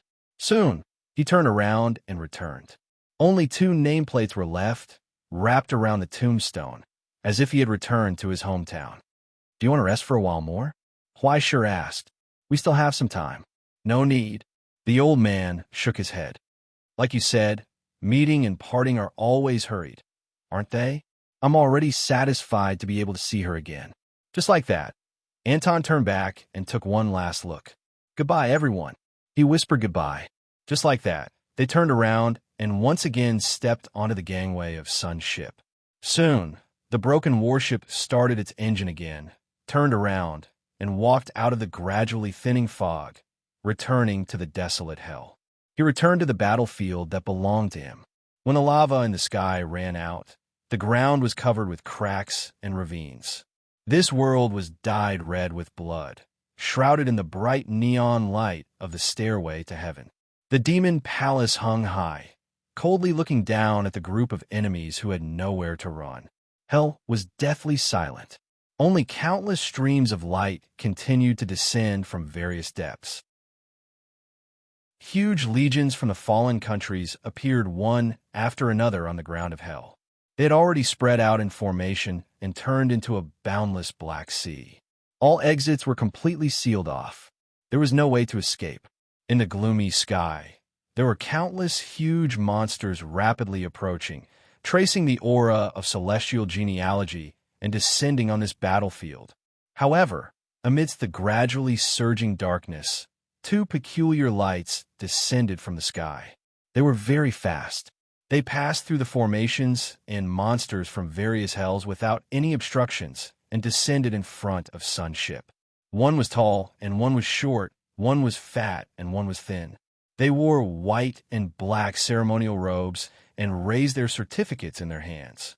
In the other hand, they showed a document with hundreds of different seals. They were the commissioners from the Hell's Music Association and the Cooking Demon Competition. In an instant, all of Hell seemed to have fallen into a temporary standstill. Only uncontrollable anger erupted, as if they had seen a troublemaker. The newcomer didn't waste this precious time and directly said to the figure at the bow of the ship, "Mr. Huaishur, you have a choice." Huaishur's action of sharpening his sword paused slightly and raised his head in confusion. "Please speak. Just now, the association has made a decision about your matter," the commissioner said. The commissioner of the Hell Music Association said, "More than 40 Calamity musicians have unanimously agreed that you have amazing talent and have created many results that are difficult for mortals to achieve. If you are willing to cooperate, the Hell's Music Association will provide you with protection." Beside him, the short fat man in a black suit nodded. "The same goes for the Cooking Demon Committee." "So good." Huaishur thought for a moment and asked curiously, "Then, what's the price?" The two looked at each other and raised the document in their hands that was stamped with countless seals of the Hell's Music Association and the Cooking Demon Committee, showing the contents to Huaishur. In the lower right corner of the document, the signature column was empty. As long as Huaishur signed his name, he would be protected by the authority of the Hell's Music Association and the Cooking Demon Committee at the same time. But the price was the same. You need to receive the Seal of the Abyss and become a member of the Inner Circle. The two said, "From now on, bid farewell to the present realm and stay in Hell forever." In other words, the acceptance was solidified, becoming a part of Hell. With your qualifications, in time, you will definitely be able to become a new ruler. Even the position of president of the association and the committee will not be a problem. The commissioner said, "Please reconsider. This is a bit troublesome." Huaishur thought for a moment and shook his head helplessly. "I'm sorry. Although my pursuit of art has not faded at all, I feel that there are more important things to do. Please allow me to refuse." The commissioner was silent for a moment, put away the document in his hand, bowed, and said goodbye. "Then, I won't disturb you any longer. Thank you for your persistent pursuit of art. We promise that your name and the results you have created will always be preserved in the association." "It would be best if that's the case." Huaishur smiled and nodded. "Goodbye. Goodbye." The two commissioners turned and left. Their figures flew away with the dim light. Just like that, the last life-saving straw also disappeared in the deepest part of Hell. "Gone?" Kitten asked. "Yes, gone." Huaishur nodded. "I'm sorry. Be rational. I should have chosen that one. Have you ever been rational? Who would expect you, celestial genealogy people, to have brains?" Kitten snorted and smoked. His tone became depressed. "Tell me, does this count as a failure of investment? After hiding for so many years, I still couldn't hide. This time, I'm really going bankrupt." Huaishur shook his head. "With me here, you can still escape. Cancel the contract and go back to the paradise. Forget it. Why bother?" Kitten shook his head. "Since I'm already here, it's not my habit to withdraw my investment when the wind is not good. Since I want to gamble, I have to accept my loss." He was silent for a moment, as if he had made up his mind. He said seriously, "Huaishur, you have to remember your promise. Don't think too much, Kitten. I don't need to do anything else." Huaishur said without turning his head, "Our contract has already been recorded in the sun ship's black box. The moment the black box is destroyed, all the information will be sent to the present. Even if I die, there will definitely be someone who will carry it out." Kitten was stunned and seemed to smile bitterly. "That's good. In this case, even if you die, you won't have any regrets, right? In the past, I thought that dying was actually not a big deal. It was just a matter of time. Although I was very scared, there would be a day when it was inevitable. But now, I feel that it would be a pity to die. I still have a home to return to, and there are people waiting for me there. Being able to live is the best. So don't give up so early." Huaishur thought for a moment and said seriously, "Before you die, everyone should try to live as much as possible." "Then what about after you die?" Gregory asked in boredom as he cracked the last of the melon seeds. "You're already dead. What's the point of thinking so much?" Huaishur laughed. He propped himself up and moved his body. Under countless malicious gazes, He slowly warmed up and stepped forward. Just like that, he looked up at the sky and waved his hand. "I'm right here," he asked curiously. "Hades, and guys from the Golden Dawn, you guys are looking at me, right? What are you guys waiting for?" In the dark sky, the demon palace stirred up waves from the dark clouds, brewing angry flashes of light. And Huaishur opened his arms. He smiled and looked towards the abyss, full of expectations. Come, come, our war is not over yet. Our battlefield will be right here." So, behind him, the last remnants of the defeated soldiers regrouped and drew their swords towards hell. "I heard laughter?" Hades asked. "Yes," Mathers replied. "Our enemy is laughing. He's not afraid." "I know. He's never been like this." Hades nodded and remained silent. His expression twitched ferociously. It's that face that doesn't know how to repent even when death is near. That's the most annoying. At that moment, at the top of the demon palace, Hades' charred eye sockets shot out the light of anger and killing intent. Faint flames enveloped his body and even covered the entire demon palace. On the battlefield, countless bones and blood seemed to have lost gravity. They rose into the sky and gathered under the shadow of the demon palace. A huge disaster slowly took shape from the shadow. The essence of the abyss was revealed in this crazy alchemy. Terrifying power rose endlessly. In the end, on the throne, Hades' body and soul also dissolved in the flames. Immediately, he was reborn from the dark vortex of disaster. Countless hideous limbs entangled with each other as if they had turned into a pair of dragon wings. A huge creature covered in white bones struggled to crawl out of the vortex. It was as if it had been born from the womb of hell. With a huge number of deaths and sacrifices, the forbidden technique from Helios was reborn. This was the power that Hades had been preparing for a long time. The pinnacle of hell, the artificial ruler, with the countless sins of the past as a sacrifice, birth, growth, and death. Countless versions of himself were summoned from the past and thrown into the furnace, cutting off the future of fate to achieve the eternal present. The four pillars, Asteru. The instant it was born, countless people's wails erupted from the furnace. On the earth, all life was like dust. Wherever the dim waves passed, they were like wheat before a strong gust of wind, silently falling. Their bodies and souls were completely plundered by Hades' breath. The long robe woven from white bones seemed to cover the sky and the earth. The entire battlefield was shrouded in eternal darkness. And in the sky, Hades' new eyes still had lingering shadows. The curse from Great Sea Ming had taken away one of his eyes forever. Even such a degree of rebirth could not recover it. Huaishur, Hades roared.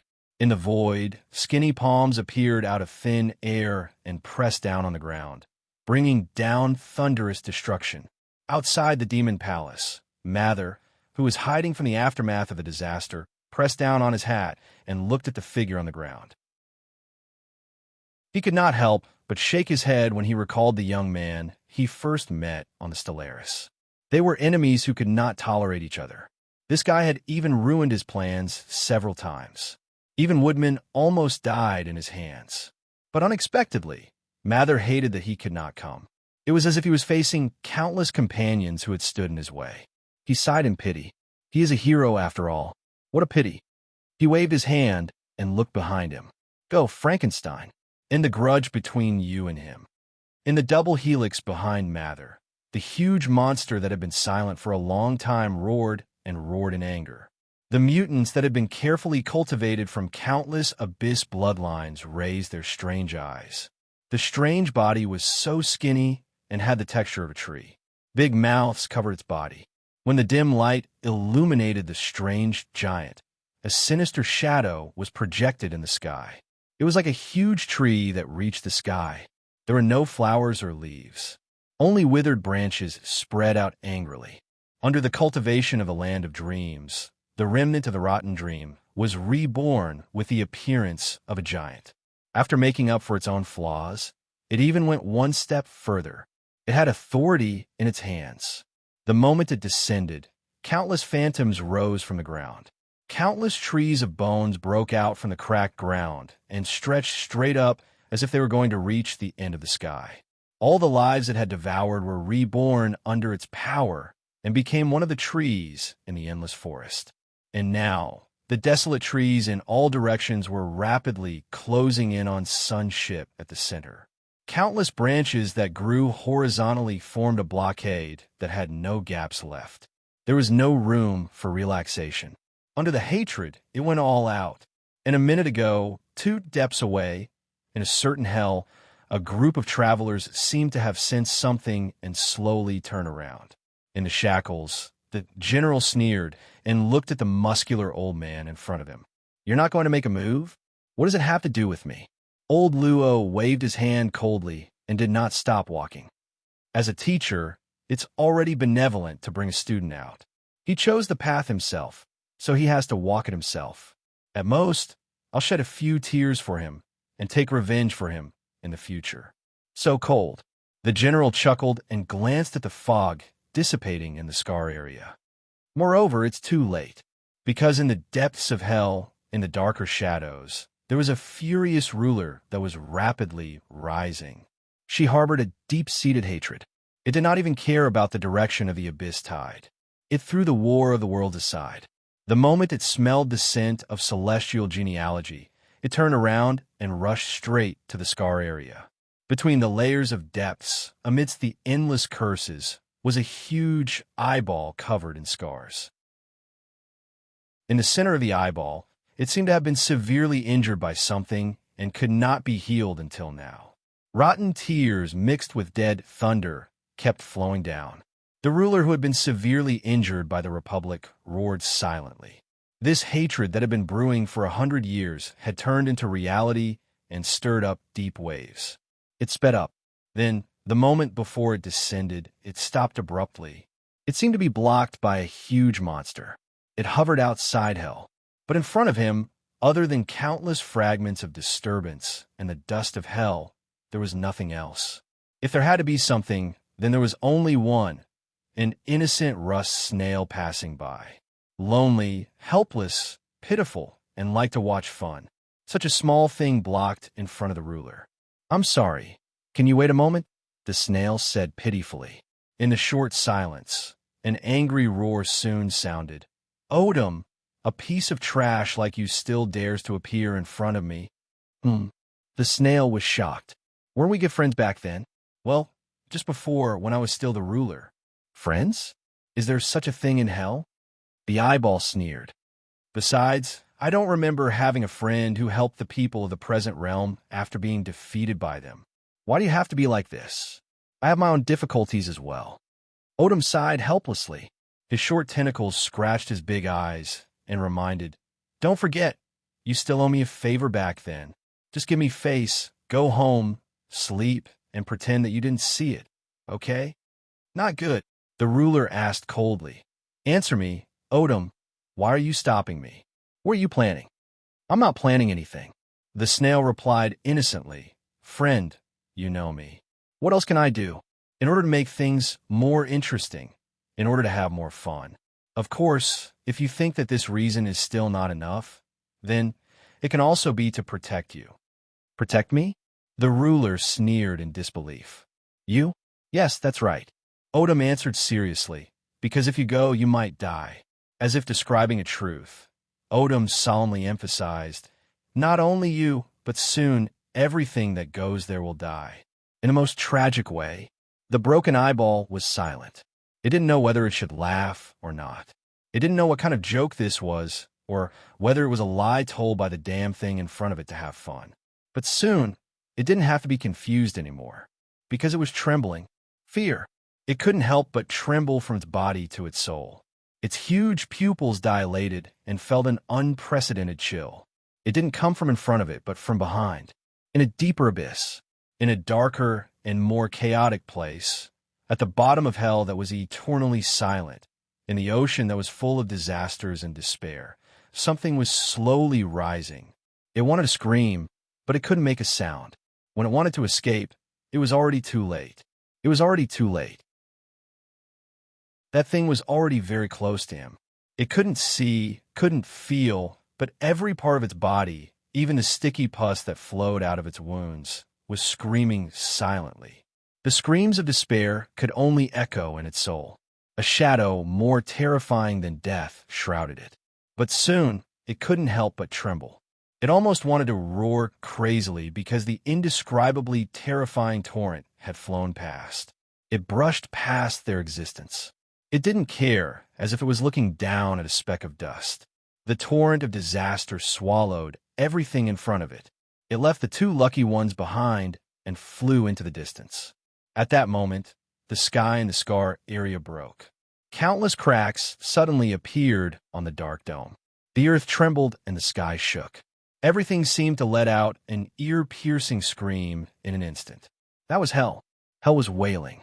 Pure darkness poured in from the cracks like a waterfall and turned into a fierce tide. In an instant, it swept in all directions. And right after the countless cracks formed a gigantic fissure, a huge burning object crashed down with a loud rumble towards everything in front of it. In that instant, on the battlefield, everyone's vision went dark. Countless monsters had silently exploded the moment they saw and heard what was happening. Huaisher only felt a sharp pain in his eyes. He only saw darkness. The darkness was burning. But was that really darkness? Or was the naked eye deceiving him? His brain and soul were wailing. All his senses had deviated from himself and were beyond his control.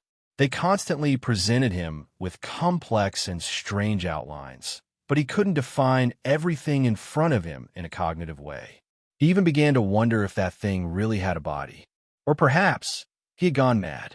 Was he sinking into the illusion of despair and unable to extricate himself? But why could he not help but want to cry? What exactly is that? In the abyss, the trembling ruler roared at the snail. What the hell is that thing? That's a monster, my friend. Odum answered hoarsely, full of pity and fear. A real monster created by the celestial genealogy. No, the former utopia by those lunatics who once destroyed us in order to save their world. At that moment, the endless darkness seemed to have found a home. It shrank from the roar, gathered into a beam, and sank into the former battlefield, into a steel wreckage riddled with holes. In the burning fire, the rusted steel gathered again from the disaster. Endless power gathered in it, forming the solemn and cold outline of the past. And on its body, countless crystals of disaster gathered, forming an upside-down utopia emblem, blooming with the light of fury.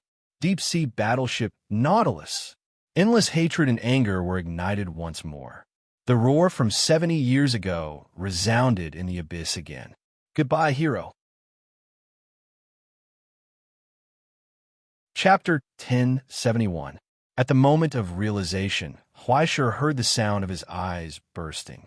Blood overflowed from his pupils and spread, as if a scarlet net had enveloped the entire world. No, perhaps the world in front of him had really been dyed red. By the angry fire and blood, the Nautilus was roaring. The endless darkness of disaster was reborn from the remnants of the steel body, igniting the flames once again and roaring towards the abyss. Hatred, along with the roar that shook the heavens and earth, hatred spread out from the surging darkness. In the blink of an eye, it turned into a violent wave, violently flattening all the barren forest in front of it. Wherever it passed, all life and stones were turned into dust, leaving only strange claw-like gouges on the ground. Scarlet soil rolled over, covering the corpses. Then on both sides of the warship, huge mouths opened. The darkness condensed into steel, and the violent killing intent formed fire. Like burning stars rising from hell, they instantly covered the sky, illuminating all the pale faces. Blood and fire exploded, and all the shadows in its path were evaporated. Asteru's white bone clothes were torn, and the flames spread. The surviving evil roared in anger, and the huge tree giant cast a shadow, and endless strange branches stabbed towards the Nautilus. But the Nautilus didn't dodge, allowing the ruler to pierce through it, tear it apart, and be riddled with holes. But in the darkness in front of the Nautilus's hull, a terrifying light suddenly lit up. The crystal-like light spewed out from the darkness, raging like a torrent. Just the terrifying heat seeping out from the cracks in the hull burned all the branches that dared to touch its body to ashes. And wherever the light passed, matter, origin, substance, miracles, disasters, enemies, and even the earth, everything evaporated cleanly, dissipating from the violent malice without a trace. Only the screams of the surviving evil could be heard. A rusty spear that was hundreds of meters long had pierced through the charred body. It tore through the indestructible shell, destroying all flesh and tissues. Like a whaler's harpoon, it poured into the body of the prey. Blood and fire spewed out. The tree giant, Frankenstein, roared and tried to prop up his body, but the huge shadow had already shrouded him. The broken Nautilus looked down and passed by in an instant. A crisp sound that made one's scalp go numb burst forth.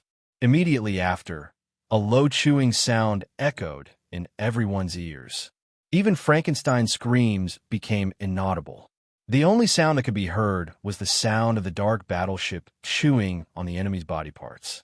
Blood overflows from the mouth, staining the rusty teeth red. The giant tree was split in half from the middle. Blood swept out like a sea. Then, the lower half was torn into powder. He swallowed them all. The broken battleship quickly recovered and became ferocious again. The Nautilus roared and spat out flames in the air. It easily cut Asteru's huge body apart. The demon palace wailed as it fell and collapsed. Hollow eyes emerged from the darkness, spilling countless malicious curses. The ferocious attack continued. All living creatures were pushed to destruction in an orderly manner. Precise and cruel, all enemies were strangled. No snakes, insects, rats, or ants were left behind. That was no longer struggle. It was ravaging and torture. With endless hatred, it wanted to vent all the anger that filled the depths of its soul. It was no longer rational. It was like a deranged beast. That was the monster known as the hero, made up of countless sacrifices. Teacher, Mr. Lee, in the ice room. Dunia, are you there? Anton propped himself up and looked up at the deranged appearance of his former compatriots. Turbid blood tears flowed down from his broken face. He called out hoarsely and tried his best. Answer me. No matter how much he called out their names, no one would respond. They didn't even turn around to look. There was only the angry roar of the giant beast. The stars that had once shone were no longer there. Only the monsters born in the deepest part of hell remained in front of them. The monsters were hunting, ravaging, and eating. The monsters were destroying everything. Right in front of them. Everything had long been changed beyond recognition. Why did it become like this? Just seeing that appearance, the old man, who had never been weak in the face of countless hardships along the way, was already in tears. Of course it's for us, Professor. Huaishur gritted his teeth, endured the tearing and burning pain in his eyes, and stared at the ferocious figure. What else could it be for? For everything in this world, this was their final sacrifice. When the disaster of deep backflow happened, the Survival Academy calculated that even if they bet everything in hell, the success rate was still less than 5%. Therefore, there was a plan for a great retreat. Therefore, there was a miracle exchanged for countless sacrifices. It was precisely because of that heroic and glorious light that people subconsciously ignored the painful struggles hidden in the darkness. How could a success rate of less than 5% become 100%? Weapons, equipment, secret instruments, strength, and even all the reserves. When even gambling with one's life was not enough to overturn the disparity on the scale, the only remaining counterweight was the soul. When you stared into the abyss was also staring at you. When you fought with a monster, you would also become a monster. But if it was the other way around, if the abyss was staring at me, then I would also stare at the abyss. As long as I became a monster, I could continue to fight with the monster. If miracles had to be exchanged for disasters, then I would become the disaster itself. This was the decision that everyone made in the end. They gave up the eternal sleep that they should have and embraced the price that was crueler than death. Everyone froze. Those souls that were burned out did not leave behind ashes because they had thrown everything they had into the abyss. When those souls full of pain and hatred rose from the long depths, they turned into a torrent that had never been there before. When the disasters gathered into one from this wide scar, they formed an unprecedented monster. Then they devoured all the enemies. Now, the battle from 70 years ago was still going on. They pushed everything to destruction until everything was reduced to nothingness. Countless legions were burned to death in the blood and fire of hatred. The endless barren forest was annihilated, and the missiles turned into nothingness. The ruler formed by the surviving evil and the bloodline of the abyss was torn apart by the claws and teeth. Blood and bones were chewed into scraps. The Nautilus roared and hissed. In the darkness, countless eyes looked at the huge figure of Asteru. Then, like a giant whale hunting its prey, it faced the bombardment of countless mystic instruments and miraculous engravings and went against the flow. The body that was riddled with holes brazenly crashed into the ruler formed by white bones. The sharp horns were covered in fresh blood as they easily tore apart the gigantic body of the beast. Then they pulled it and smashed it on the ground. They ravaged, crushed, bombarded, and bit it until it completely fell apart. The hell that was dyed red by blood and wreckage was ignited by flames. In the surging darkness, the eyes of hatred and madness looked at the end of the clouds. Mathers was silent. He closed his eyes and did not say anything until the darkness hit him. In the end, he sighed and took out a pistol from his arms. He aimed it at his chin and pulled the trigger. The fire flashed and disappeared. The broken body fell from the sky and was instantly devoured by the angry beast. But the soul in it had already disappeared without a trace. It had escaped. The Nautilus roared crazily. It looked back at the rainbow light that filled the sky and released endless darkness again. It violently tore all the rainbow light apart, dragged the path of the stairway to heaven, and bit it into pieces between its sharp teeth. The stairway to heaven collapsed. The last remnants were completely washed away. Only the burning ground and endless blood and corpses were left. As for the Nautilus, the body formed by the huge darkness kept crashing into the ground, whipping the remaining skeletons. It bombarded and destroyed, causing hell to constantly let out the wails of collapse. It wanted to grind all enemies into ashes. It destroyed everything in front of it in vain. It was still roaring angrily. It was as if countless people were shouting hoarsely and roaring crazily. Enemy! Enemy! Enemy! The roar that tore all eardrums and shook all souls echoed in hell.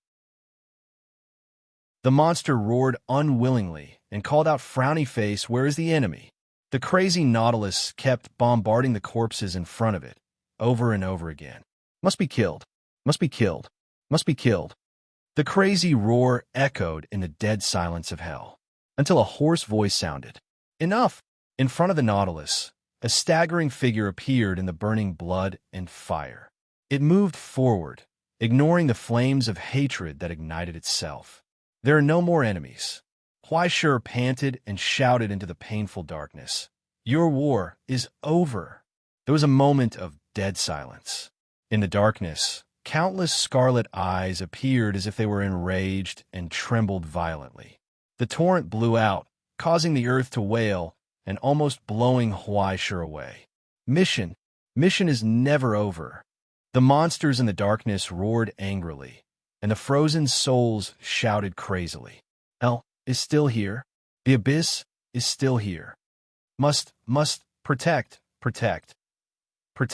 No matter how much they repeated and shouted, they could no longer say anything else. They did not hesitate to become what they were today, to protect the most precious thing. What did they have to protect? It had been too long.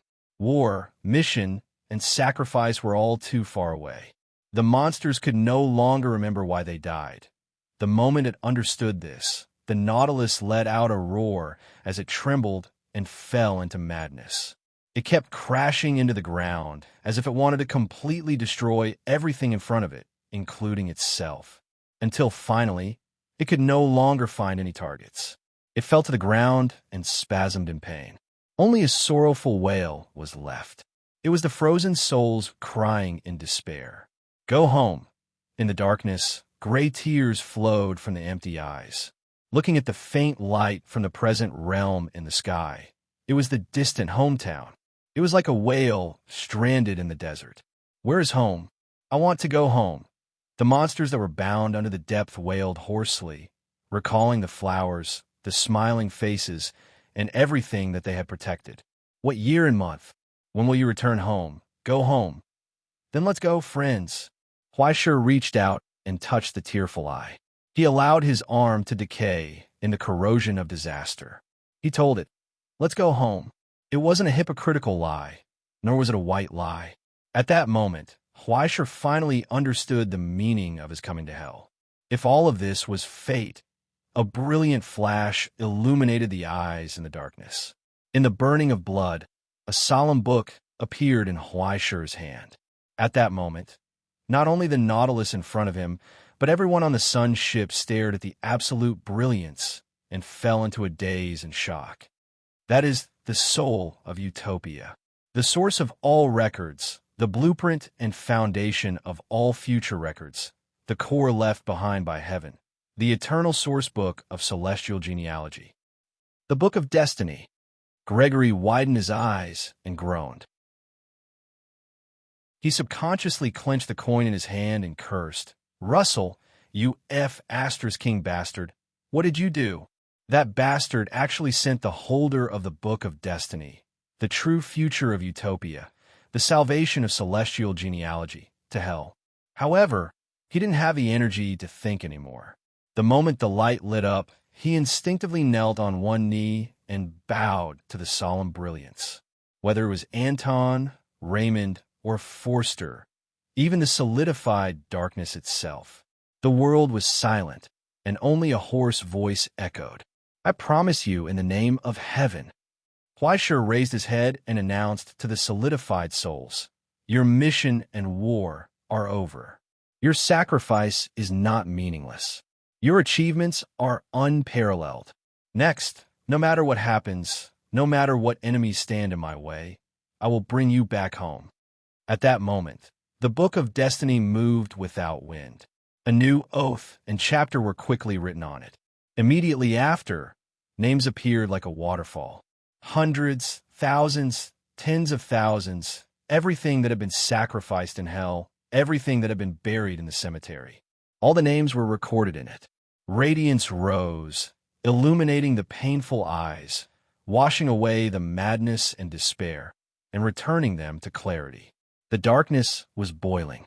Amidst the high-pitched cries, the endless calamity in the Nautilus's frame soared into the sky like a waterfall, radiating in all directions.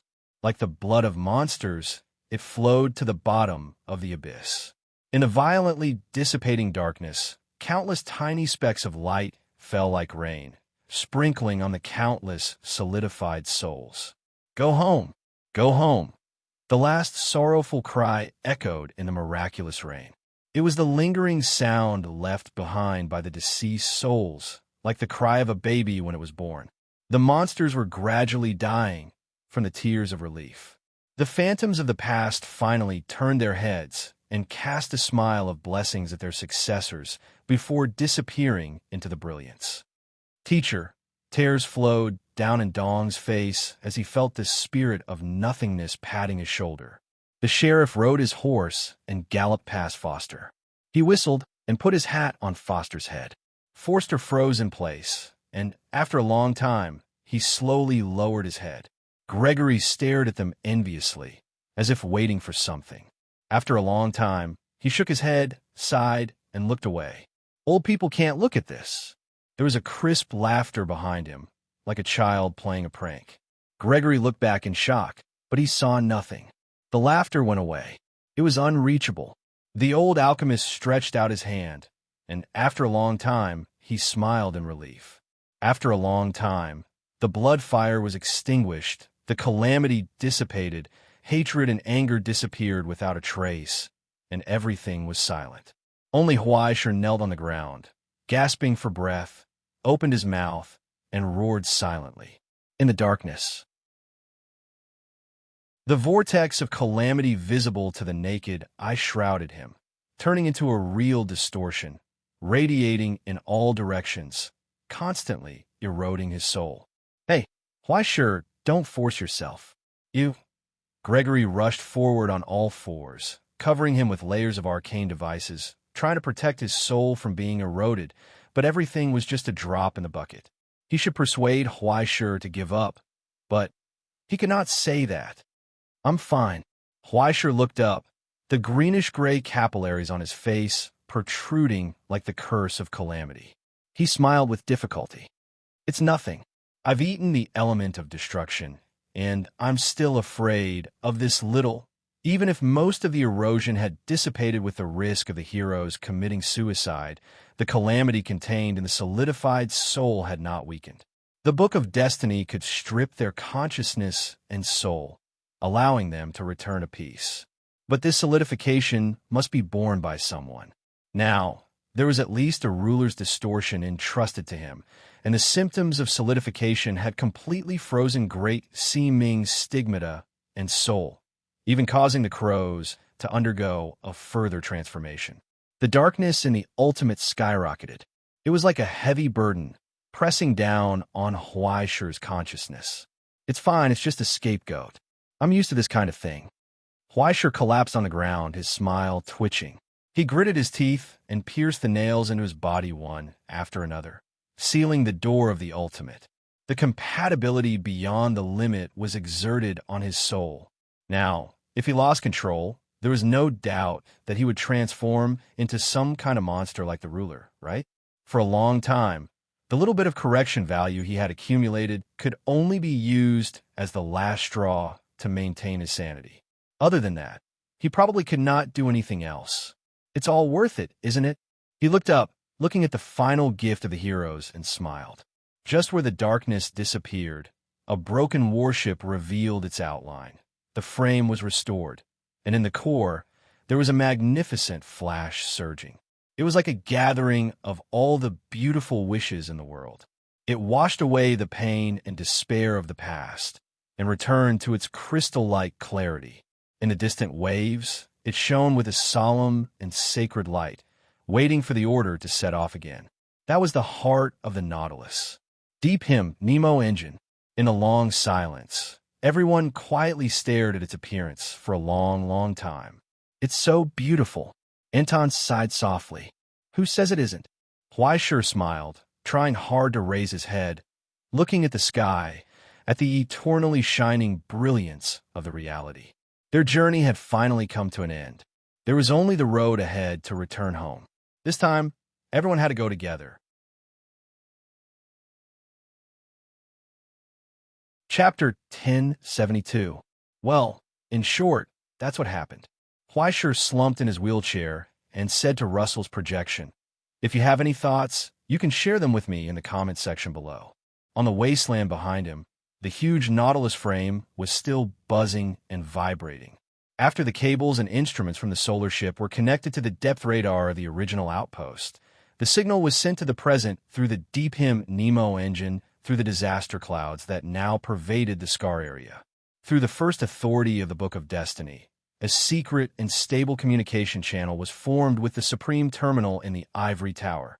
Although the effect was not much better than a small 128K water pipe, it was at least better than nothing, right?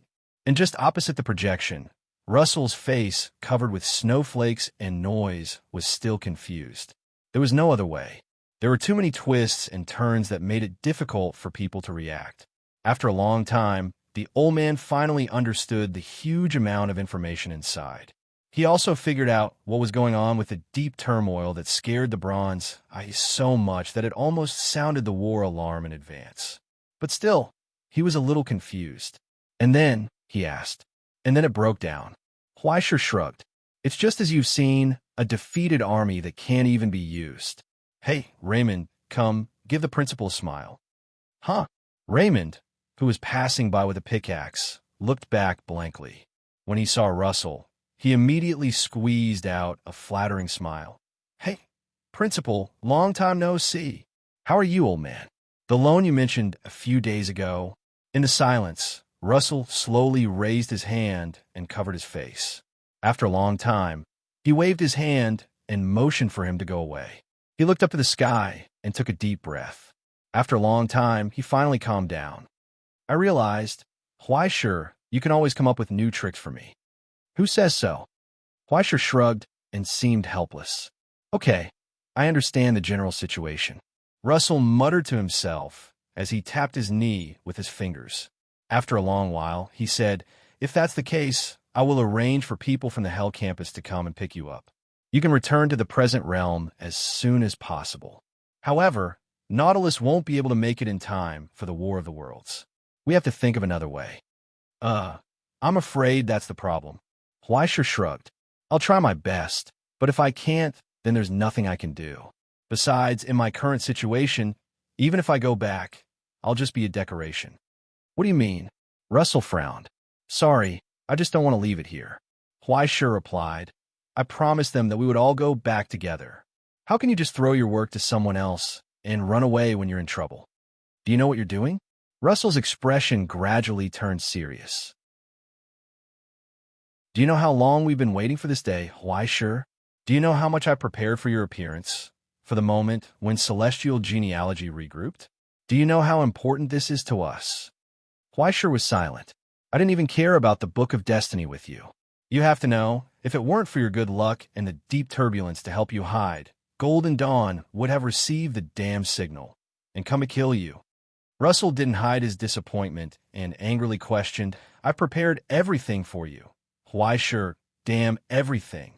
Now you're saying to me, sorry, I understand your difficulties, but for a group of people who are already dead, I won't go back. Do you think I'll agree? The roar from the present realm was transmitted through the loudspeaker filled with the sound of electric current. Everyone fell silent and subconsciously moved away a little. No one had ever seen Russell so angry. That old man seemed to always be frivolous and heartless, never caring about anything important. But now, when he roared, it almost made people feel that there was a lion hidden in the projection of nothingness that would jump out at any time and choose to devour people. Huaisher, on the other hand, was calm. He even picked his nose and calmly asked, Don't you know how? Do you think I know how? Don't you know how? Huaisher asked again. Of course I'm F***king. Russell's words suddenly stopped. He stared at Huaisher for a long time and couldn't help but swear. Having a student like you, I'm really unlucky for 8 lifetimes. I just want to say that we're the same. Huaisher glanced at him. Come on, Russell, we're so familiar with each other. You don't have to do this for me, right? Do you think I'll feel guilty? Are you kidding me? I want it all. I'll feel at ease. I'll even eat 2 more bowls of dinner for you. So, if you have the time, why don't you help me solve the problem of the correction value? Huaisher, you're already a mature tool. You have to learn to solve your own problems. At least be considerate of your teacher, okay? At the mention of the correction value, Russell immediately became stingy. That's not a small number. Even if I bleed profusely, I can't make up for it. Then I'll have to trouble you to play your role. Go find a few spendthrifts to pay for it. Aren't there a lot of rich people out there? Huaisher was unmoved. Don't tell me you didn't have this idea. Just now, halfway through your sentence, you started to have evil ideas. Russell was angry. How can you say that about your teacher? Do you really have any respect for me in your heart? Not at all. Thank you. Huaisher replied. If there's nothing else, I'll hang up first. I'm quite busy here. Seeing that stubborn look, Russell couldn't help but let out a long sigh. The people's hearts were scattered, and the team was not easy to lead. Where was the pure and lovely student who just came to the school to report? Until the end of the call, Russell returned to the decision-making room. He still felt a little frustrated and helpless because of the change of time. At the venue, Xian Yao, who was still lowering his head to make kung fu tea, looked up and was suddenly curious. You seem to be in a good mood. Did something good happen? Is there? Russell picked up the teacup and shook his head. The disappointing student is giving me a headache again. It's not easy to save up a little money these days. Drink tea, drink tea. Drink tea. Xian Yao seemed to understand something. He just smiled and didn't ask any more questions. But just as he poured the tea, he heard Russell's voice. "Hey, did you see where Jaeger went?" Xian Yao's action of pouring the tea paused, and his expression gradually became strange. Although he didn't know what was going to happen, he instinctively felt sympathy and compassion for Jaeger in his heart. At the same time, he began to feel curious from the bottom of his heart. Does your astronomy club like to screw yourselves over? Restarting the Nautilus was a rather troublesome and laborious task. After all, after the war 70 years ago, nothing was left of the current Nautilus except for the frame and engine. The Hellstrike main cannon, Whaling Harpoon, the ultra-wide range detection system, the 10 consecutive Annihilation missile launchers, and even all the equipped depth torpedoes had basically all grown wings and flown away, never to be seen again.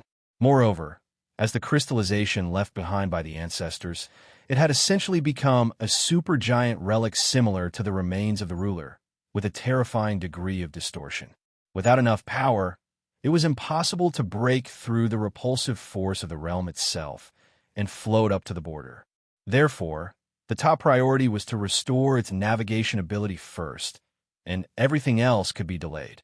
Fortunately, there were two major productive forces, Gregory and Anton, and Huaishur, the little recycling expert, as well as many raw materials generously provided by the Infernal Legion, and the Sun ship as a large maintenance engineering vehicle.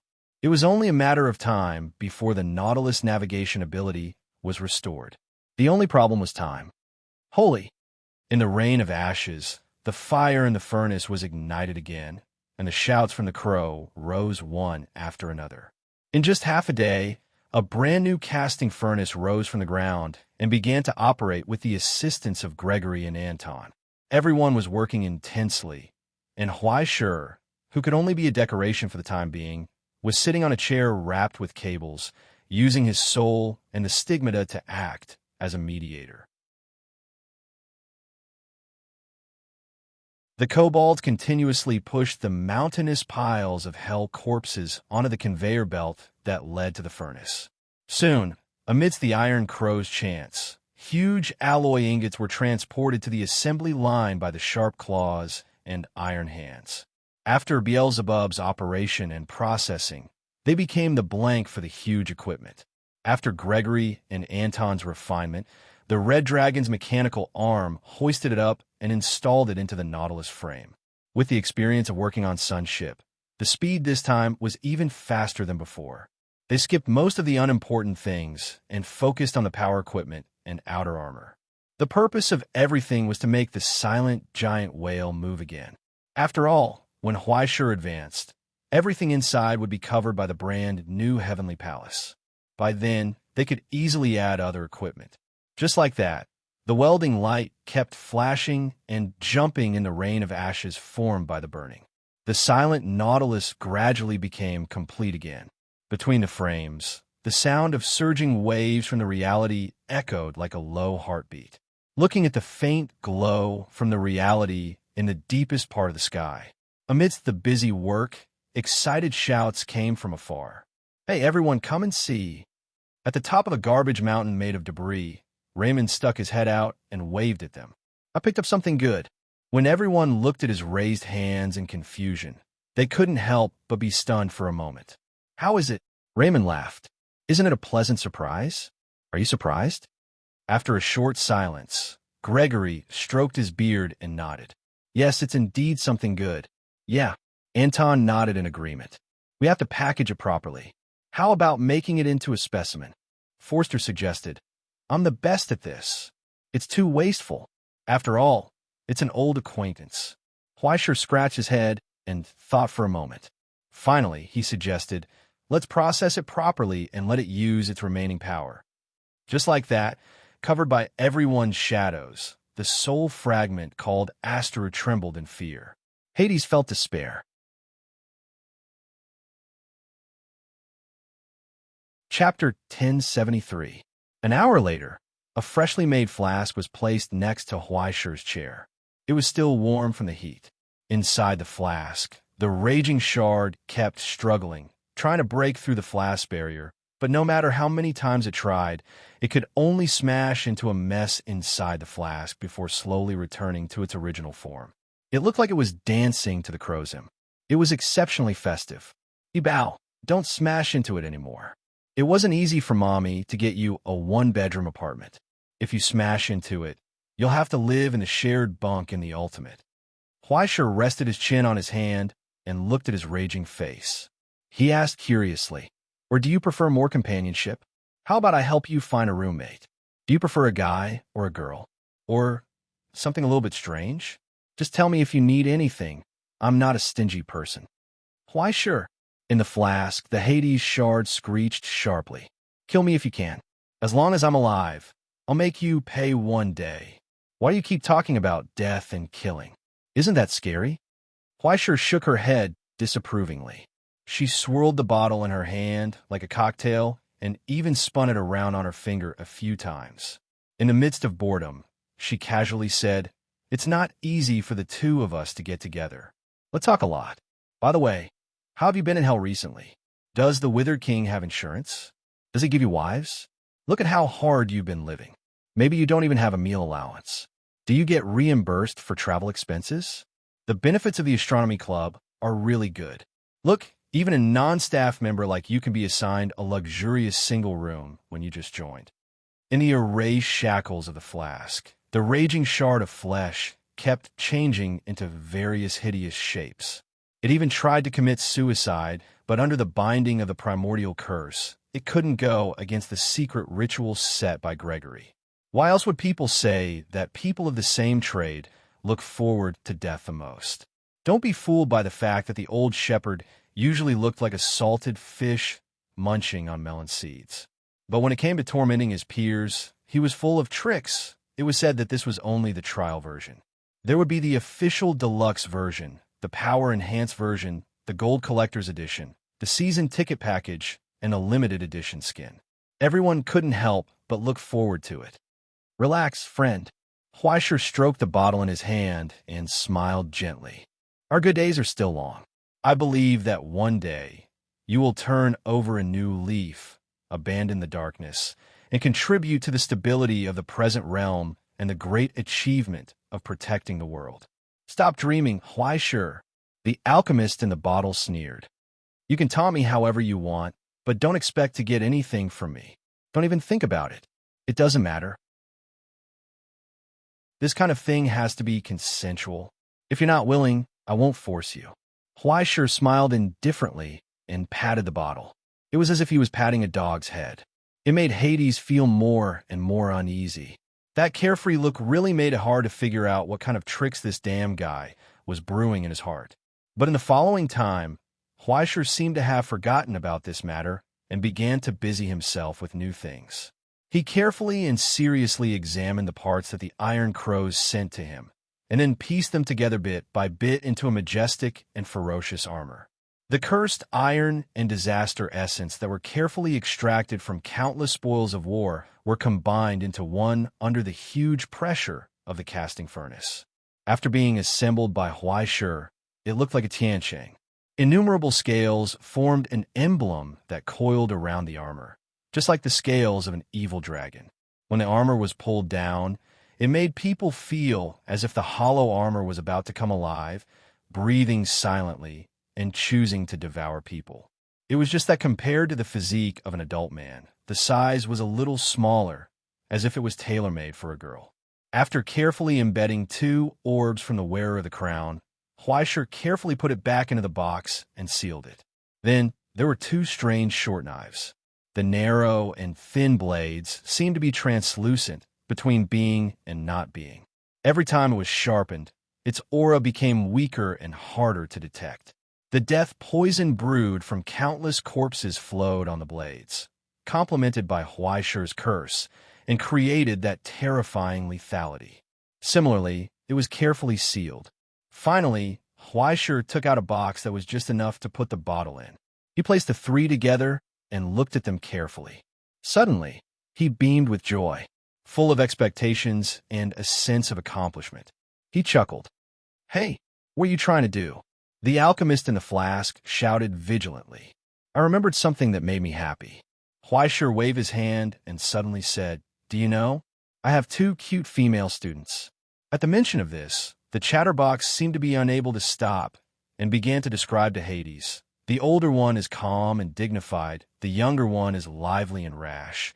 Sometimes the older one is a little rash, but the younger one likes to hide far away and watch the fun. Both make people feel uneasy, but they can't do anything about them. But no matter which one, they will definitely have a bright future. It's rare for them to go out. As a teacher, I should prepare some gifts for them, right? Huaishir showed off the armor and the double knives and asked, "These are my proudest works, using the best materials. Don't you think it's very suitable?" "You're sick," Hades scolded in disgust. "This, I'm afraid more or less, but that's not the main point." Huaishir scratched his head and smiled awkwardly. "The main point is actually the last one. She's a guy who hides everything in his heart and doesn't tell anyone." He paused for a moment, and his expression became worried. Although she always seems to have her own ideas and likes to show off, she's actually very timid, and she can't learn well no matter how much she teaches. Although she thinks that she's quite happy, as a teacher, I can't just leave her alone, right? Unfortunately, I've taught her everything that should be taught, and everything that can be taught. Therefore, I feel that I should give him something before he completes his apprenticeship. Speaking up to this point, Huaishir looked at Hedi with a meaningful gaze. For example, a living example of what not to do.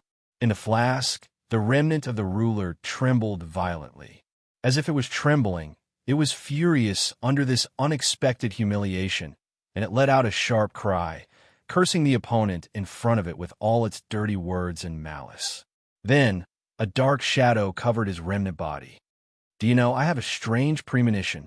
Through the curved surface of the flask, Huaishir's crooked smile slowly widened, full of expectation.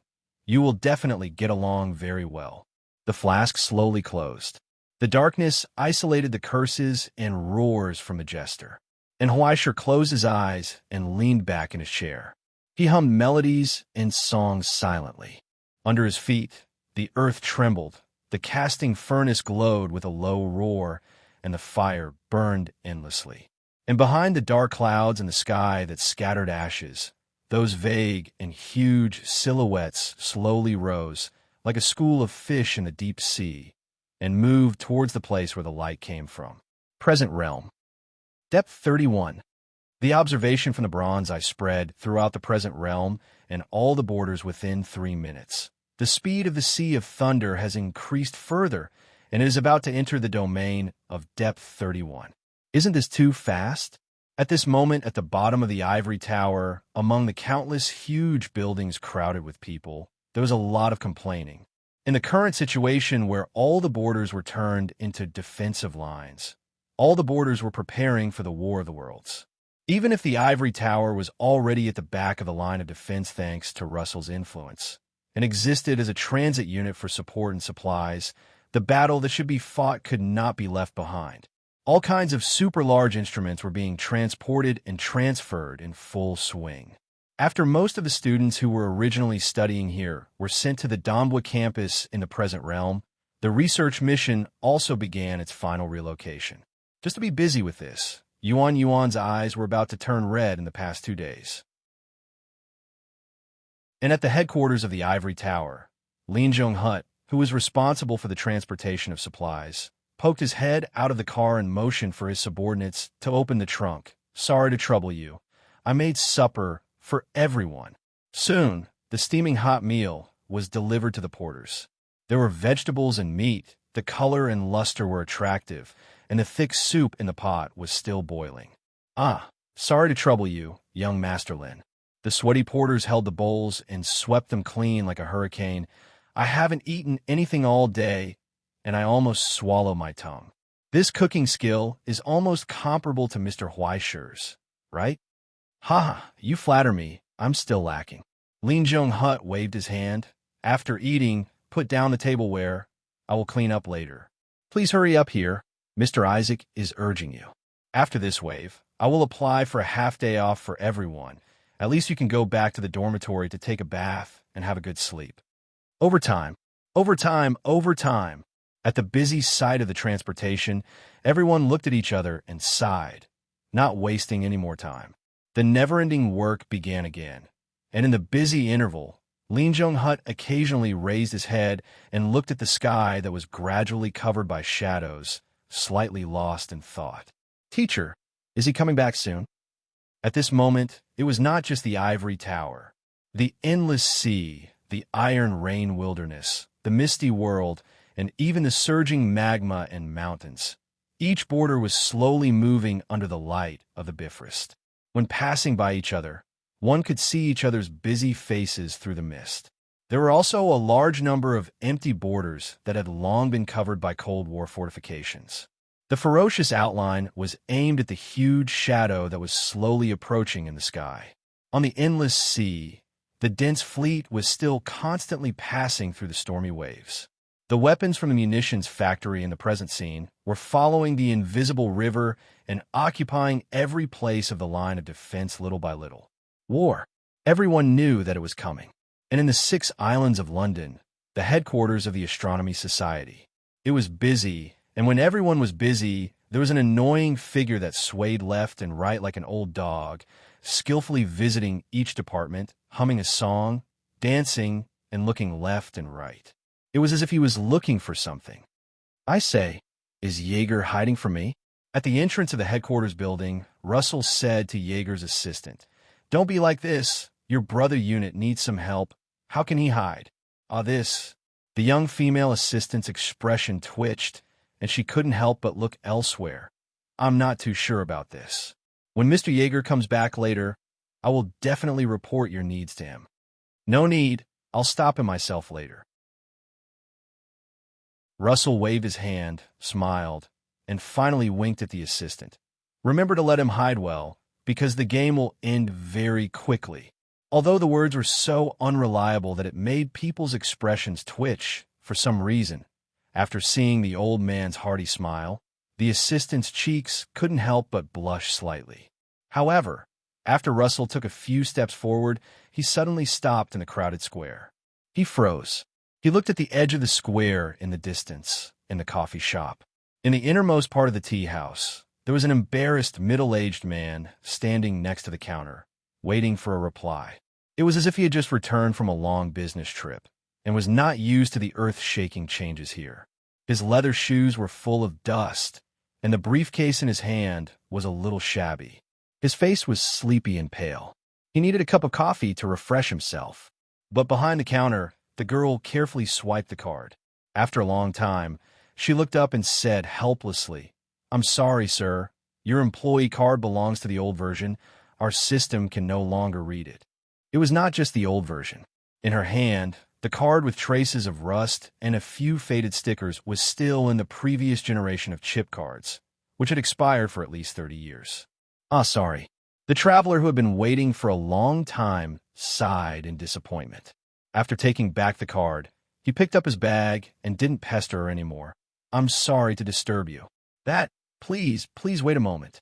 The girl working behind the counter hesitated for a moment and said, "If it's just a cup of coffee." She moved quickly, swiped her card, and then poured a cup of the cheapest Americano for the customer. "Please enjoy." "Thank you so much." The tired traveler smiled gratefully, found a chair in the corner of the coffee shop, sat down, took off his hat, and sipped the coffee. A few drops of coffee stains were on the suit with the cuffs untied, and he took out a handkerchief to carefully wipe them away. He looked as pitiful as any tired salesman. His figure was stooped. When he looked up, he noticed Russell's sharp gaze from outside the window. He was stunned for a moment, and hurriedly smiled in an ingratiating manner. The moment Russell saw his face clearly, he could no longer restrain the frightened expression on his face, as if he had seen a ghost. His vision suddenly turned dark. Even the old bastard, who had an unfathomable shrewdness, couldn't help but want to curse in this sudden shock at this moment. The man in gray of destruction.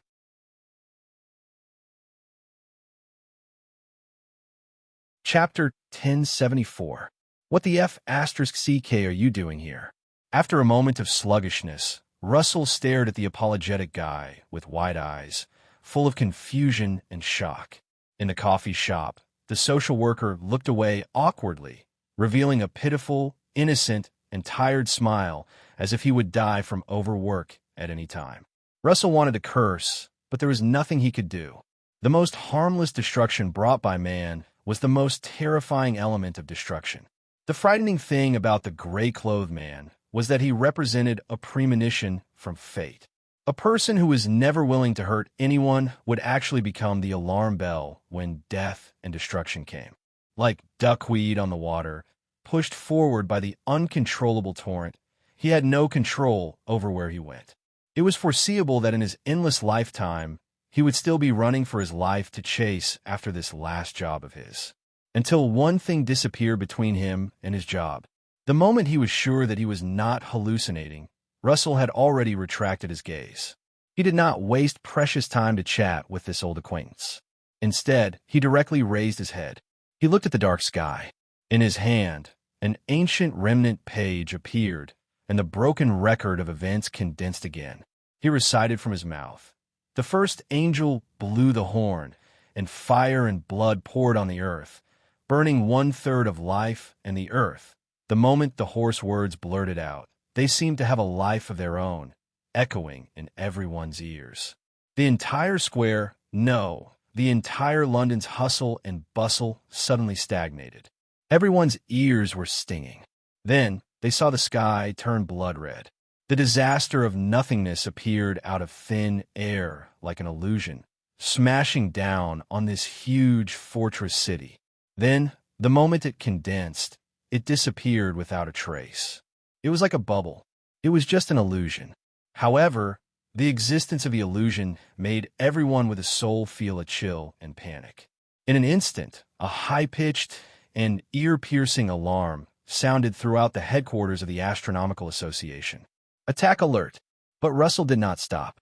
He turned his hand, pulled out an ancient book, and recited in a solemn voice, "Now, I have become death, the destroyer of the world." Instantly, the light of 1,000 suns appeared out of thin air over the land of London. The illusion of death swept across like a wave, bringing with it a fleeting scene of destruction. However, the lies soon dissipated in the wind, leaving only terrified screams one after another. The alarm was getting louder. Russell's movements didn't stop, and another book appeared in his hand. His hoarse voice reverberated in the plaza. I walked into a spacious cemetery, and the dense mounds made the surface of the ground uneven. The coffins were all open, and there were flames burning inside. Mournful cries could be heard. As a result, the earth cracked, and countless coffins rose from the flames. The disaster and wails from hell spread out. But all of this quickly dissipated in the wind. At this moment, countless illusions appeared in every corner of London one after another, stuffing fear into everyone's hearts. On the square, countless people fled in all directions amidst the screams and shouts of terror. The depth alarm was triggered, the war alarm was triggered, the entire region's alarm was triggered, the danger alarm was triggered. At this moment, it was as though all the alarms in London were ringing loudly. Under Russell's will, panic and fear spread out.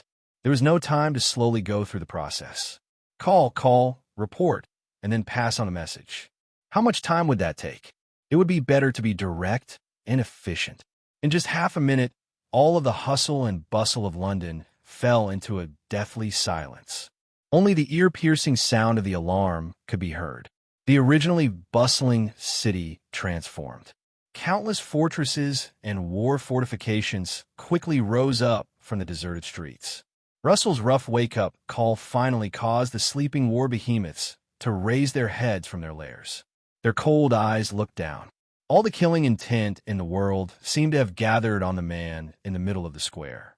As the countless weapons were aimed at him, Russell slowly raised both his hands. Without any resistance, he raised his head and revealed a harmless smile. Boom! The moment his identity was verified, a door frame came crashing down from the sky. A furious Jaeger rushed out from the door. He was still wearing his slippers. He did not even have the time to take off his nightcap. He roared, "What the hell are you doing, Russell? Don't think that the Bureau's tolerance is limitless. He roared as he grabbed Russell's collar. His spittle flew everywhere. Isn't it just a little budget? Why bother? I only slept for 10 minutes. I think you should thank me. Russell was still smiling. He shrugged helplessly and pointed behind Jaeger. Then, he made a please-look gesture. Jaeger turned around in confusion. Then, in the messy coffee shop, he saw a figure that no camera or aiming device could capture. He widened his eyes. He looked again and again. He rubbed his eyes madly as his blood pressure soared. Instinctively, he reached for the blood pressure medication in his pocket. F***CK. Before Jaeger could say anything, he heard a clear sound not far away. Pack! It was as if a glass was broken. Without any warning, a pitch-black crack appeared in the space. A dazzling golden blade protruded from the crack and slowly slashed downwards. It tore apart the insignificant obstruction in front of it. Immediately after, a figure swaggered out from behind the open door. The man's skin was slightly dark, and he was wearing countless gold jewelry. After he sheathed the dazzling sword in his hand, he did not even look at the outside world. He turned around and knelt down on one knee towards the darkness behind him. In the darkness, a tall figure walked out with his hands behind his back. He looked picky and cold, as if he was patrolling his own territory. His handsome and solemn face was no different from a human's, but his eyes, which seemed to have been condensed from the essence of the abyss, were pure darkness that seemed to want to devour all light, reflecting the world in front of him in disdain. Well, although it's a bit abrupt, I, on a whim, have decided to personally lead the army. The ruler from hell waved his hand casually at the two people not far away and said indifferently, "You mortals do not need to be afraid. Just kneel and greet me." Damn it! The Withered King. Jaeger's blood pressure monitor sounded a high-pitched alarm. His expression twitched as he subconsciously glanced to his side. He realized that Russell had actually hidden behind him at some point in time. He even wanted to use him as a shield. Blood pressure, my blood pressure. Come to think of it, is this the current situation of this era? It looks spacious, but the scenery is ordinary. Compared to the past, it's a lot more boring. The being called the Withered King looked away and sighed in disappointment. He turned around and looked behind him. "Gala, haven't you been here many times before? Hurry up and show me the way. Where are the heroes of the reality?" Your Majesty, cough, cough. Gala coughed awkwardly and felt the countless cold, murderous intents around her. She whispered, "We seem to have accidentally run into the enemy's lair." Isn't that even better? The Withered King was stunned for a moment. Then his eyes lit up and he laughed out loud. The man called Marcus from last time really left a deep impression. I wonder if he's still here. It seemed that in an instant, all the boredom and coldness disappeared without a trace. The ruler was excited and could not wait to quicken his pace. After taking 2 steps, he suddenly turned around and looked at the mortals not far away. "Hey, the people of the reality who are staring blankly over there. Where is your emperor?" The Withered King waved his hand. "I'll forgive you for not knowing your place, but I'll give you 1 minute. Hurry up and let him meet me." "Your Excellency, the Astronomy Society does not have an emperor." Jaeger raised his hand and rubbed between his eyebrows, trying to control his soaring blood pressure. As an opponent, isn't it a bit too careless to step into the reality so casually? Oh, the Withered King was slightly stunned and could not help but shake his head. There's not even an emperor? What a narrow, poor, and boring place. A snort of laughter sounded. As if accompanied by a bright light, a figure with an extremely strong sense of presence descended from the passage of the Bifrost. He was wearing a white robe, and his low voice resounded in everyone's ears like thunder. "If you want to see the emperor, you should take a bath and change your clothes. Then, you should present the invitation in advance." The all-powerful Emperor of Rome glanced at the ruler in front of him and asked disdainfully, "I've condescended to visit you. Don't you know how to be polite? Country bumpkins from hell?" For a moment, even Russell, who was hiding and watching the show, could not help but gasp. He lowered his voice and asked Jaeger, "Where did you find this person? It's all your fault." Jaeger glared at him. When Russell sounded the alarm, the video conference between the Central Command and the Roman genealogy had just begun. Who knew what kind of sparks these two egomaniacs could create when they were together? He could only pray that these two would not fight in London. Otherwise, it would not matter if the aura of the Astronomy Society collapsed, but it would be fun if the Astronomy Society collapsed. At this moment, the two emperors who were tit for tat were observing each other's manners. Titus held the hilt of his sword and sneered. "What? You came all the way here to look up to me, but you don't even know the etiquette of kneeling?" The withered king did not care. He tilted his head and commented to his subordinates behind him, "Look, Gala, this head is magnificent. It can be used to decorate the collection." What a coincidence. I've been longing for the withered king's head for a long time. Titus grinned. The white hair at his temples was faintly tinged with scarlet. A solemn crown appeared above his head out of thin air. The correction value accumulated by the Roman Empire over thousands of years was added to his body. Thunder resounded between the reality and the border. The mighty echo was soul-shaking. It was as if even London was trembling at this moment. It could not withstand this terrifying pressure. Very good. It's rare to find such an opponent in the entire realm. The withered king took off his cloak with joy and threw it into Gala's hands. He stepped forward. "After 6,000 years, let me experience the power of the king of men again." At that moment, all the monitors in London burst out with ear-piercing buzzes. A reading that exceeded the limit of judgment instantly burst out from nothingness. It was as if an endless amount of the essence of hell was flowing out of that small body. In the laughter of the ruler, darkness raged through London like a tidal wave, ignoring the many frames and the suppression from the reality. A solemn armor appeared on the body, and a pale sword hummed from the scabbard. The world in front of him made a cracking sound. From the carefree laughter, in the blink of an eye, the sharp blade that represented the authority of Rome collided with the sword of death. The low humming sound of the blade spread out and set off a wave like a storm. Beams of light descended from the sky, shrouding the surrounding buildings. They were like candles in the wind, constantly cracking and creating cracks. As for Russell, when the two sides drew their swords, he had already pulled Jaeger to hide further behind. It was rare that, even when he was running away, he still had an impassioned look on his face. Even Jaeger could not help but praise the old bastard's acting skills. It was really too successful. "Hey, why don't you go?" he asked in a low voice. "Are you kidding? I have old and young children to take care of. I still need to be useful to rebuild the celestial genealogy."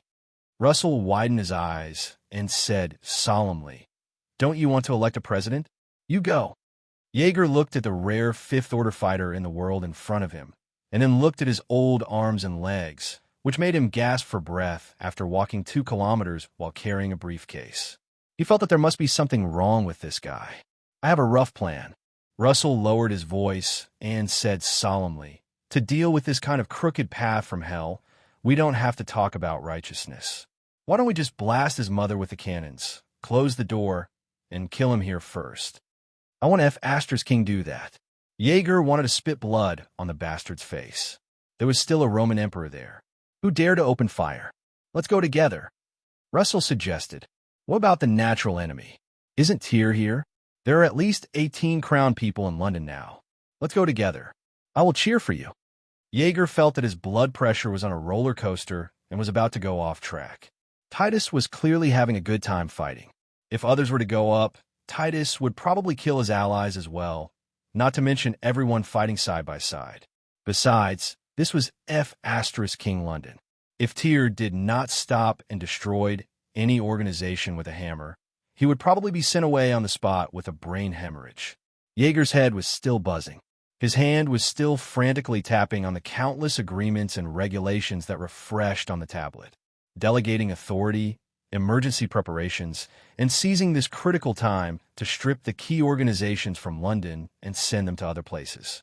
From a moment the withered king came to the present on a whim, this was already outrageous to the point of being unimaginable. Who knew what would happen next? In the midst of the chaos, When Russell looked at the coffee shop, he could no longer see the figure in gray. Only a cup of coffee was left on the table, and under it was a crumpled piece of change. Gone? He was slightly stunned. After thinking for a moment, he seemed to have suddenly understood something. In his pocket, the screen of his mobile phone lit up silently. A series of characters had been transmitted to the ivory tower through the veins of the Supreme Terminal, issuing emergency notifications and orders. And now, the two outside were obviously starting to get carried away. They were getting high. Even Zarathustra's secret apparatus could not maintain the integrity of the headquarters building at such a close distance. The entire depth of London began to shake. When the gravity lock lost its balance, countless debris, green plants, tables, and chairs by the roadside flew into the air, circling and shooting out from the hurricane. It was a mess, and in the midst of the continuous explosions, a pitch-black shadow suddenly grew rapidly in the sky. It was as if some terrifying monster had descended from the outer universe and slammed into the Three Seals. It cast a shadow over the Three Seals, and there was also a furious roar. On the endless sea, in the middle of countless blazing artillery fire from the defense line of the present realm, the ruler, the Dragon of Decay, circled around the edge of the present realm. Its endlessly festering and growing body kept crashing into the barrier in front of it. It allowed the terrifying brilliance to continuously fall on its body, destroying and evaporating a large amount of its body. But then, the decay spread further, and the festering body and skeleton were reborn again. As the tide of depth became more and more intense, its power was rapidly expanding and recovering, climbing to a new height. This almost eternal aberrant life force kept sowing the seeds of disaster, evolving into endless monsters. The dragon had turned its broken body into a weapon, and with eternal anger and resentment, it smashed on the barrier of the present realm. The shock wave that was enough to shake the defense line spread, setting off wild waves on the surface of the sea. The fierce battle suddenly stopped at this moment. Tiske, that festering worm, the king of Withered's smile gradually disappeared, and it was difficult to hide his gloominess. Why do you always like to ruin my mood? What, have you had your fill, King of Withered? Titus asked jokingly. I've just started. Just treat it as your bad luck, human king of the present realm. Game time is over. The king of Withered waved his hand casually, took the cloak from Gala, and put it on his shoulders. I'm not interested in waiting for my opponents to slowly organize their lineups and then come to fight me one after another. Am I right, all of you who are hiding? Don't worry, King of Withered. After all, the Dongxiao lineage is one of the 6 great kingdoms. It has its own integrity and dignity. No matter what, it won't attack you together with others. At the end of the long street, Mystic Bird, who had his hands behind his back, answered with a smile, like an old man holding a birdcage in a park to watch others fight. The two of you can continue. I'll just watch. I won't move. Huh, such shameless words, yet you speak so frankly. It's really impressive. The king of Withered snorted and glanced at the top of the building, the surroundings of the square, and the layers of secret instruments in the distance. 1, 2, 3. In the end, countless figures appeared in all directions, and they did not hide their murderous intent that seemed to have turned into metal. Very good. With such a strong fighting spirit and so many opponents, it seems that this journey is not a waste of time. The corner of the mouth of the fallen emperor curled up, and he smiled as if he was praising them. His slender eyes were burning with the fire of greed. Then, take this as a declaration of war. I will personally send it to you, whether it is the present realm or the infernal realm. I will control everything again. Your land, your blood, and your souls. Everything will belong to me in the end. A throne made of white bones and steel appeared under the ruler's feet, and the phantoms of tens of thousands of soldiers condensed from nothingness. They cast a hungry glance at the present realm from a long distance away. The roars and shouts from the infernal realm echoed like thunder, accompanied by the mocking laughter of the Supreme Being, shaking the insignificant world in front of them. I am the king of withering, destruction, and termination, the ruler of the fallen country, the king of kings. On the throne, the king of withering and bones cast a hopeful gaze at his enemies. If you have the courage to accept the bitter fruit, then let us meet in the eternal war. I promise, as long as you can come before me, no matter who you are, I will generously bestow supreme glory upon you. As the crack closed, the king of withering disappeared. However, at this moment, countless shadows surged up from the endless sea, from the waves of the eternal sea, from the depths to the terrifying darkness that leads to the infernal realm, from the violent winds and torrential rain. Far away in the depths of the sea, a line of mournful scarlet swept over and quickly spread. Just like this, they threw aside the golden dawn's stairway to hell. They gathered countless rivers of blood and threw them from the depths of the infernal realm to the present realm. On the blood river, the pitch-black sails unfolded under the moonlight of the present realm. Those ferocious ships made of white bones and nails of the dead slowly appeared from the end of the sea. In the name of death and extinction, the Najilfa fleet from the fallen country began to rise. Dozens, hundreds, thousands, or even more. At this moment, the originally empty sea was filled with countless dark silhouettes. In front of the strange, gigantic warships, countless chains were stretched taut. Countless huge monsters in the deep water were doing their best to pull this overly heavy surprise. Present realm, present realm, present realm. The decks of the ships were already filled with countless large groups. War, war, war. The monsters from the country of death and war were roaring and shouting hungrily. They whipped the monsters that dared to slack off and slow down. Pairs of scarlet eyes stared at the direction of the light in the distance. It was a full 5 days ahead of schedule, exceeding the expectations of all the observation posts. They crossed the depth of 30 layers, leaving behind countless burdens and baggage. The legions of the fallen country paved this huge and ferocious route with blood. With the command from the King of Withering, they brazenly charged into the endless waves. In the distance, between the countless borders, shining stars rose with a roar. Then, countless destructive lights descended. It was just like Russell's guess when the gray-robed man disappeared. From this moment on, the War of the Worlds began.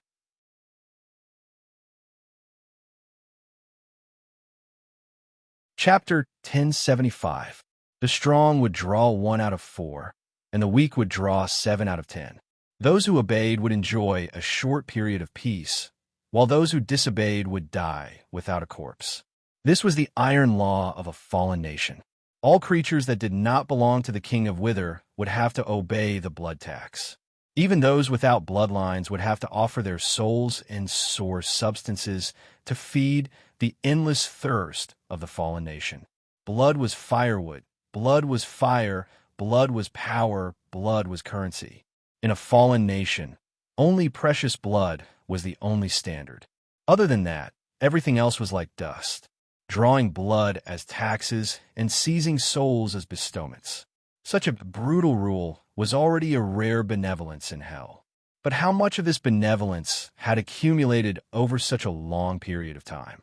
Even the tax collectors and jesters of the fallen nation could not figure out the astronomical result. But now, the illusory number had become a tangible existence in front of everyone. Endless blood flowed from the depths of the fallen nation and from hell into a torrent that reached the realm of reality and the abyss. Wherever the blood river reached, everything became the territory of the King of Wither. Everything operated under the will of the supreme dead. Countless large groups rode on the endless blood-colored torrent and headed towards the present land. In the blink of an eye, a long distance had been crossed. The king personally announced the war. At that moment, the war that could not be avoided had arrived in front of everyone. At this moment, on the endless sea, blood was everywhere. Even the silent Leviathan was suppressed by this terrible power. The power of the Najilfa fleet was operating in the realm of reality. No, It was a weapon that was originally built to deal with the realm of reality. It was a terrible relic left behind by the Norse gods after they solidified. In Odin's prophecy, the world would be destroyed during the twilight of the gods. When the gods were faced with the predicament of falling, the flame giant Surtur would lead countless undead and ride the warship Njilfa, made of bones and the nails of the dead, to the human world, pushing everything into destruction. When Odin's prophecy was distorted by the gods' attempt to resist fate, Njilfa's existence was born from the abyss with the fall of the gods. It was an authority that was born in response to the present situation. It was the messenger destined to destroy everything. In front of it, neither the bombardment of the Bifrost nor the power of the great mystic Zarathustra could be used. Just like that, they broke through the outermost blockade of the reality realm's defense line with irresistible force and rushed into the countless borders. Discovery Realm. Appear. On the countless warships, a large group of people were shouting fanatically, "War, war." It was as if he was fulfilling their wishes. At this moment, the war had come. The gloomy sky was illuminated by countless rays of intense light, as if stars were falling from the sky. Specks of light kept appearing, approaching, enlarging, and releasing endless flames and heat. In the headquarters, in the secret storage room on the elevated floor, the expressionless administrator poured boiling oil onto the globe. In an instant, countless heavenly flames formed a torrential downpour, descending on everything on the surface of the sea. Destructive flames continued to burst forth, and monstrous waves surged and wreaked havoc. In the blink of an eye, 1/3 of the shadow was covered. But on the warships, the fanatical shouts never stopped. Facing the raging flames and bombardment from the sky, the large group of people's eyes were scarlet. They kept whipping the giant beasts, pulling the ships, urging them to speed up. Towards the enemy, forward in London, at the bottom floor of the headquarters, on a three-dimensional map covered with countless mountains and rivers, the operator took out an order from the vacuum tube's mailbox, took out a signal pen, and drew a line from the outermost edge of the map. Suddenly, the roar of the earth came from the endless deep sea. The deep sea abyss appeared out of thin air. Then, mountains rose from the boiling torrent, turning into an iron wall, blocking the front of the fleet. And the specks of submerged reefs began to grow at a terrifying speed. Under the submerged reefs and mountains, countless verdant greenery bloomed. Plants grew at a speed thousands of times faster, as if they had come alive. They formed many hands, lifting up soil and rocks. They lifted up stupefying cannons and aimed at the enemy's location, unleashing a torrent of fire. The night was torn apart by the light. The blazing flames burned the sky red, and on the sea filled with blood, more and more warships appeared from hell, entering this fanatical war of no return. And in the deepest part of the fallen country, in a cold and solemn hall, the returning king pushed open the door, walked briskly past the kneeling officials on both sides, and waved. "I'm back. Everyone, do you have any good news for me?" He took off his cloak, returned to his throne, and asked, "How's the situation of the vanguard?" Beside the throne, an old jester in a white robe bowed and answered respectfully, "As expected, the casualties are heavy." Not bad." The king of Withered laughed. "Send double the military force. Make it more lively. There are plenty of people in hell who are eager to join the war, eager to be destroyed and die." "Yes." The jester bowed and carried out the order. But he did not leave. Instead, he stubbornly stood in the same place, looked at the ruler on the throne, and asked doubtfully, "Is there nothing else?" The king of Withered laughed. "Is there anything else?" "Of course." The jester raised his voice, walked to the front of the throne, and knelt. "Please kill the traitor Gala." "What?" Below the throne, the guards who were still laughing froze on the spot. If it wasn't for that madman's instigation, with his majesty's dignity, how could he take the risk and almost be injured by the enemy? If there were any mishaps, how could the fallen country exist? The jester suppressed his anger and reported solemnly, Such a sin can't be redeemed even with 10,000 deaths. Hey, are you crazy? Gala was furious. He pointed at the old man's face and scolded. His Majesty just went out for a trip. The jester looked up with an expressionless face, and his expression was cold. This is under the throne. Do you dare to roar at the palace and belittle the authority? Gala's words were stuck in his throat, and his angry rebuke was stuck in his throat. He subconsciously held the hilt of his sword, narrowed his eyes, and looked at the old dog in front of him. The two of them looked at each other in silence, until an impatient sigh came from the throne. That's enough, White Snake. Stop arguing. My ears are hurting. I just went out for a trip. Why make a fuss? It's because of people like you that I have to be careful when I come back. I know your loyalty and talent, White Snake. But you jesters always like to make simple things complicated. I want to go, so I went. It's that simple. Is there any rule or principle in the fallen country that is more important than mine? The Withered King waved his hand. Besides, it's a good thing to see the opponents of the present realm in advance and get to know them. The White Snake was slightly stunned, and then he bowed his head. Is there any opponent that I need to pay attention to? Well, it's a strong opponent, but it seems that he won't live for long.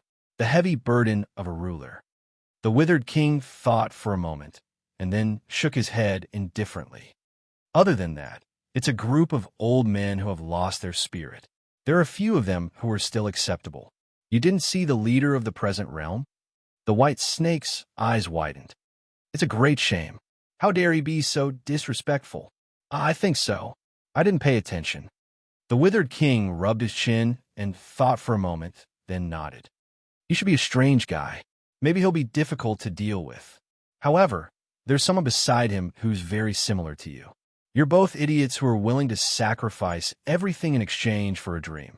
He paused for a moment and didn't hide his mockery. He looked down and said, Unfortunately, some dreams are too far away. No matter how many sacrifices you make, you can't see the end. You should have a deep understanding of the pain, right? After a long silence, the White Snake bowed his head and didn't say anything. However, the ruler on the throne was in high spirits. He knocked on the armrest and suddenly asked, I almost forgot something important because of your interruption. That guy Hades, didn't he set off with great confidence? What was the result? It was unexpected. He lost miserably, the White Snake replied. His entire army was wiped out. That's too bad. The Withered King raised his eyebrows as if he was pitying Hades. However, his mocking smile made it seem as if he was regretting Hades' miserable defeat. Rather than regretting Hades' miserable defeat, he was even more regretful that he hadn't been able to watch Hades' tragic end while he was on his way here. But in the end, it was just a small interlude. There was no need to care. There was an even greater joy waiting for him. A greater war, greater death.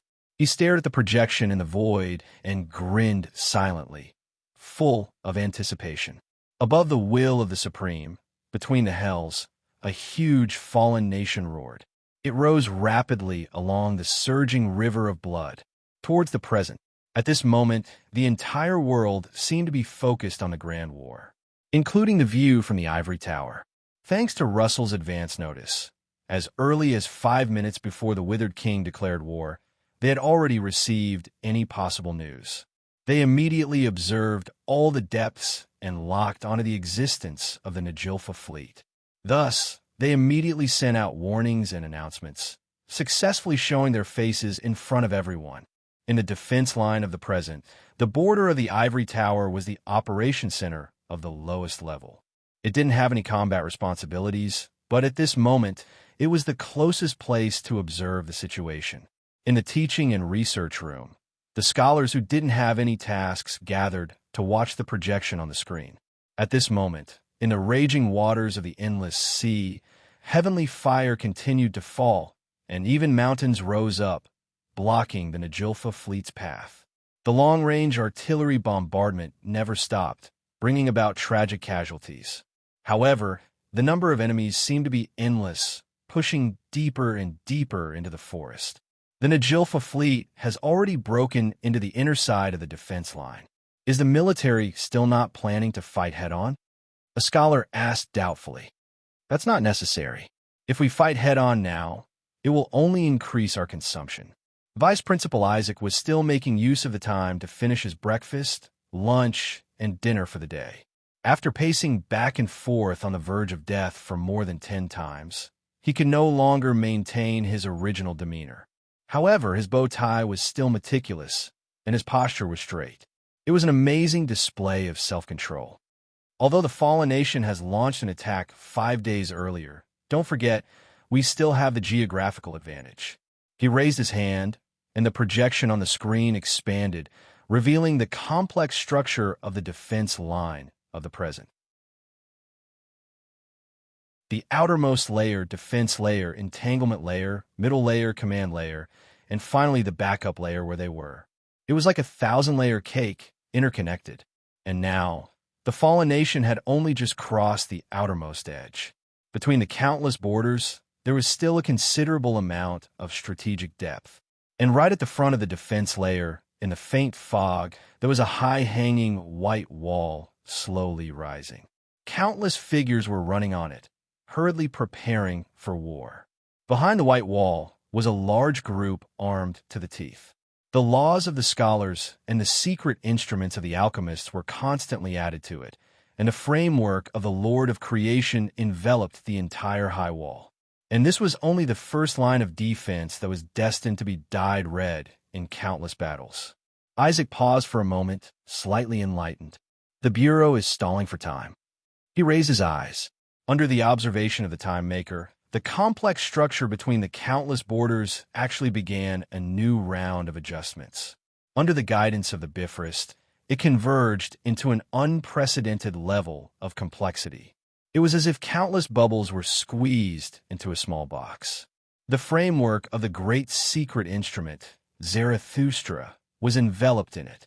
Countless subsidiary lines had already extended deeper into hell toward the outpost. In less than an hour, the present had already begun to brew its own counterattack. The world without the utopia still operated as usual. In a brief silence, Isaac subconsciously clenched his fists. After a long time, he weakly released them. It was just a silent sigh. Similarly, in the middle of the night, the ivory tower was still filled with noise. But in the underground building, it was rare to hear human voices. Everyone walked quietly and hurriedly through the corridors, seizing the time to deal with the information or submit the mission report. This was the White Wolf's favorite place. It was quiet and empty, and no one cared. At the same time, it was always mysterious. It was like a forest that had just snowed, making people feel at ease and comfortable. Anna hummed a song, her hands in the pockets of her red sweater, and her footsteps light as she strolled in the silence. While the people in the office were not paying attention, he would secretly touch the pet hamster in the cage, or pluck 2 flowers from the potted plant and stick them somewhere along the way, or take the snacks hidden in the cupboard as trophies, or she suddenly started a ballet dance in an empty hall. The fun in this world seemed to be endless, and there was no boredom or boredom. But today, in the area she was familiar with, she smelled another smell. The smell of disinfectant passed through her territory and disappeared behind the heavy gates. A forbidden area she had never been to. Intruder. Anna tilted her head in confusion and looked at the open door in front of her, as well as the silent and deep corridor behind the door. She was eager to try. Compared to the intruder, she was more interested in knowing what was in the place that her teacher repeatedly forbade her from entering. Wasn't there an excuse in front of her now? The White Wolf smiled happily. His footsteps were like a spider's as he quietly stepped on the wall and walked straight into the forbidden area. She could hear the low electric current of the precision instrument and the deep breathing behind the huge door. She subconsciously pressed the blade under her short skirt and carefully poked her head out. But she only saw the light from the huge instrument that she had never seen before, in the hall inside the dragon summoning flute. Also, in front of the faint light, there was an old man in a wheelchair who was looking into the distance. His hair was as white as snow. Mr. Marcus? Anna was stunned for a moment. She walked in doubtfully and did not see the accompanying medical staff. She suddenly understood. Did you run out again? Probably. The old man in the wheelchair smiled helplessly and winked at the girl. Don't tell them, or they will come and bother me again. I still have very important things to do. Unlike the usual dullness and madness, the former diplomat of the Republic seemed to have returned to calmness. His eyes were clear and peaceful. Even though he was in a wheelchair, he had changed into his best suit in advance. The pure white fabric was carefully ironed until it was smooth and proper. In his hand, he was holding a bouquet of fresh flowers that quietly emitted a fragrance. Through the lens of the dragon summoning flute, a reflection from the abyss appeared. In the darkness, a rapidly expanding blood-colored river. It was even the illusion of war. Is there going to be a war? Anna asked in confusion. I heard a lot of people say so. Maybe, but that has nothing to do with me. Marcus lowered his head and carefully arranged the bouquet in his arms. He then smiled with anticipation. Last night, I had a dream. Orton told me that many friends are coming back, so I have to wait for them here. At this moment, he stared at the illusion in front of him, but he did not pay attention to the war that was too far away. Under the illumination of the distant light, the traces left on him by time seemed to have disappeared. The wrinkles, scars, and pain were no longer there. It was as if he had returned to a long time ago, waiting with anticipation like a teenager. Anna was silent for a moment, hesitating to speak. After a long time, she suddenly turned around and left. But not long after, she returned with a chair she borrowed from outside and placed it beside Marcus. She sat down. What a coincidence, my teacher is coming back too. She blinked and asked expectantly, Can I sit here and wait with you? The old man was slightly puzzled. Has your teacher been away for a long time? Yes, he went to a very far place. I haven't seen him for a long time. Anna sighed helplessly. I really hope he doesn't pick up the first branch that touches the hat as a gift. Sounds so romantic. Marcus sighed. It's terrifying, isn't it? Anna shook her head and said flatly, If there's such a mess, just stuff it in the forest hut. In that case, the teacher will also be sad. Marcus advised seriously, If it's a gift that the teacher brought back for you from afar, you have to accept it solemnly. With that, he reached out, carefully pulled out a flower from the bouquet in his arms, and handed it to the girl beside him. Here you are. Anna took the flower doubtfully and sniffed the dew and flowers on it. When she looked up, she saw the old man smiling. When the time comes, give this to him. Okay. The girl nodded obediently, moved the chair closer, and leaned against the wheelchair. She accompanied him and stared at the glimmer from afar. They waited quietly. In the roar, countless brackets broke with a loud bang. In the flying smoke and dust, Huaisher looked at the majestic outline of Nautilus gradually emerging in the distance. It's almost time to go back, right? That you're tuning into the Warrior Lore YouTube channel. Don't forget to subscribe and join us on this journey to catch the most captivating stories.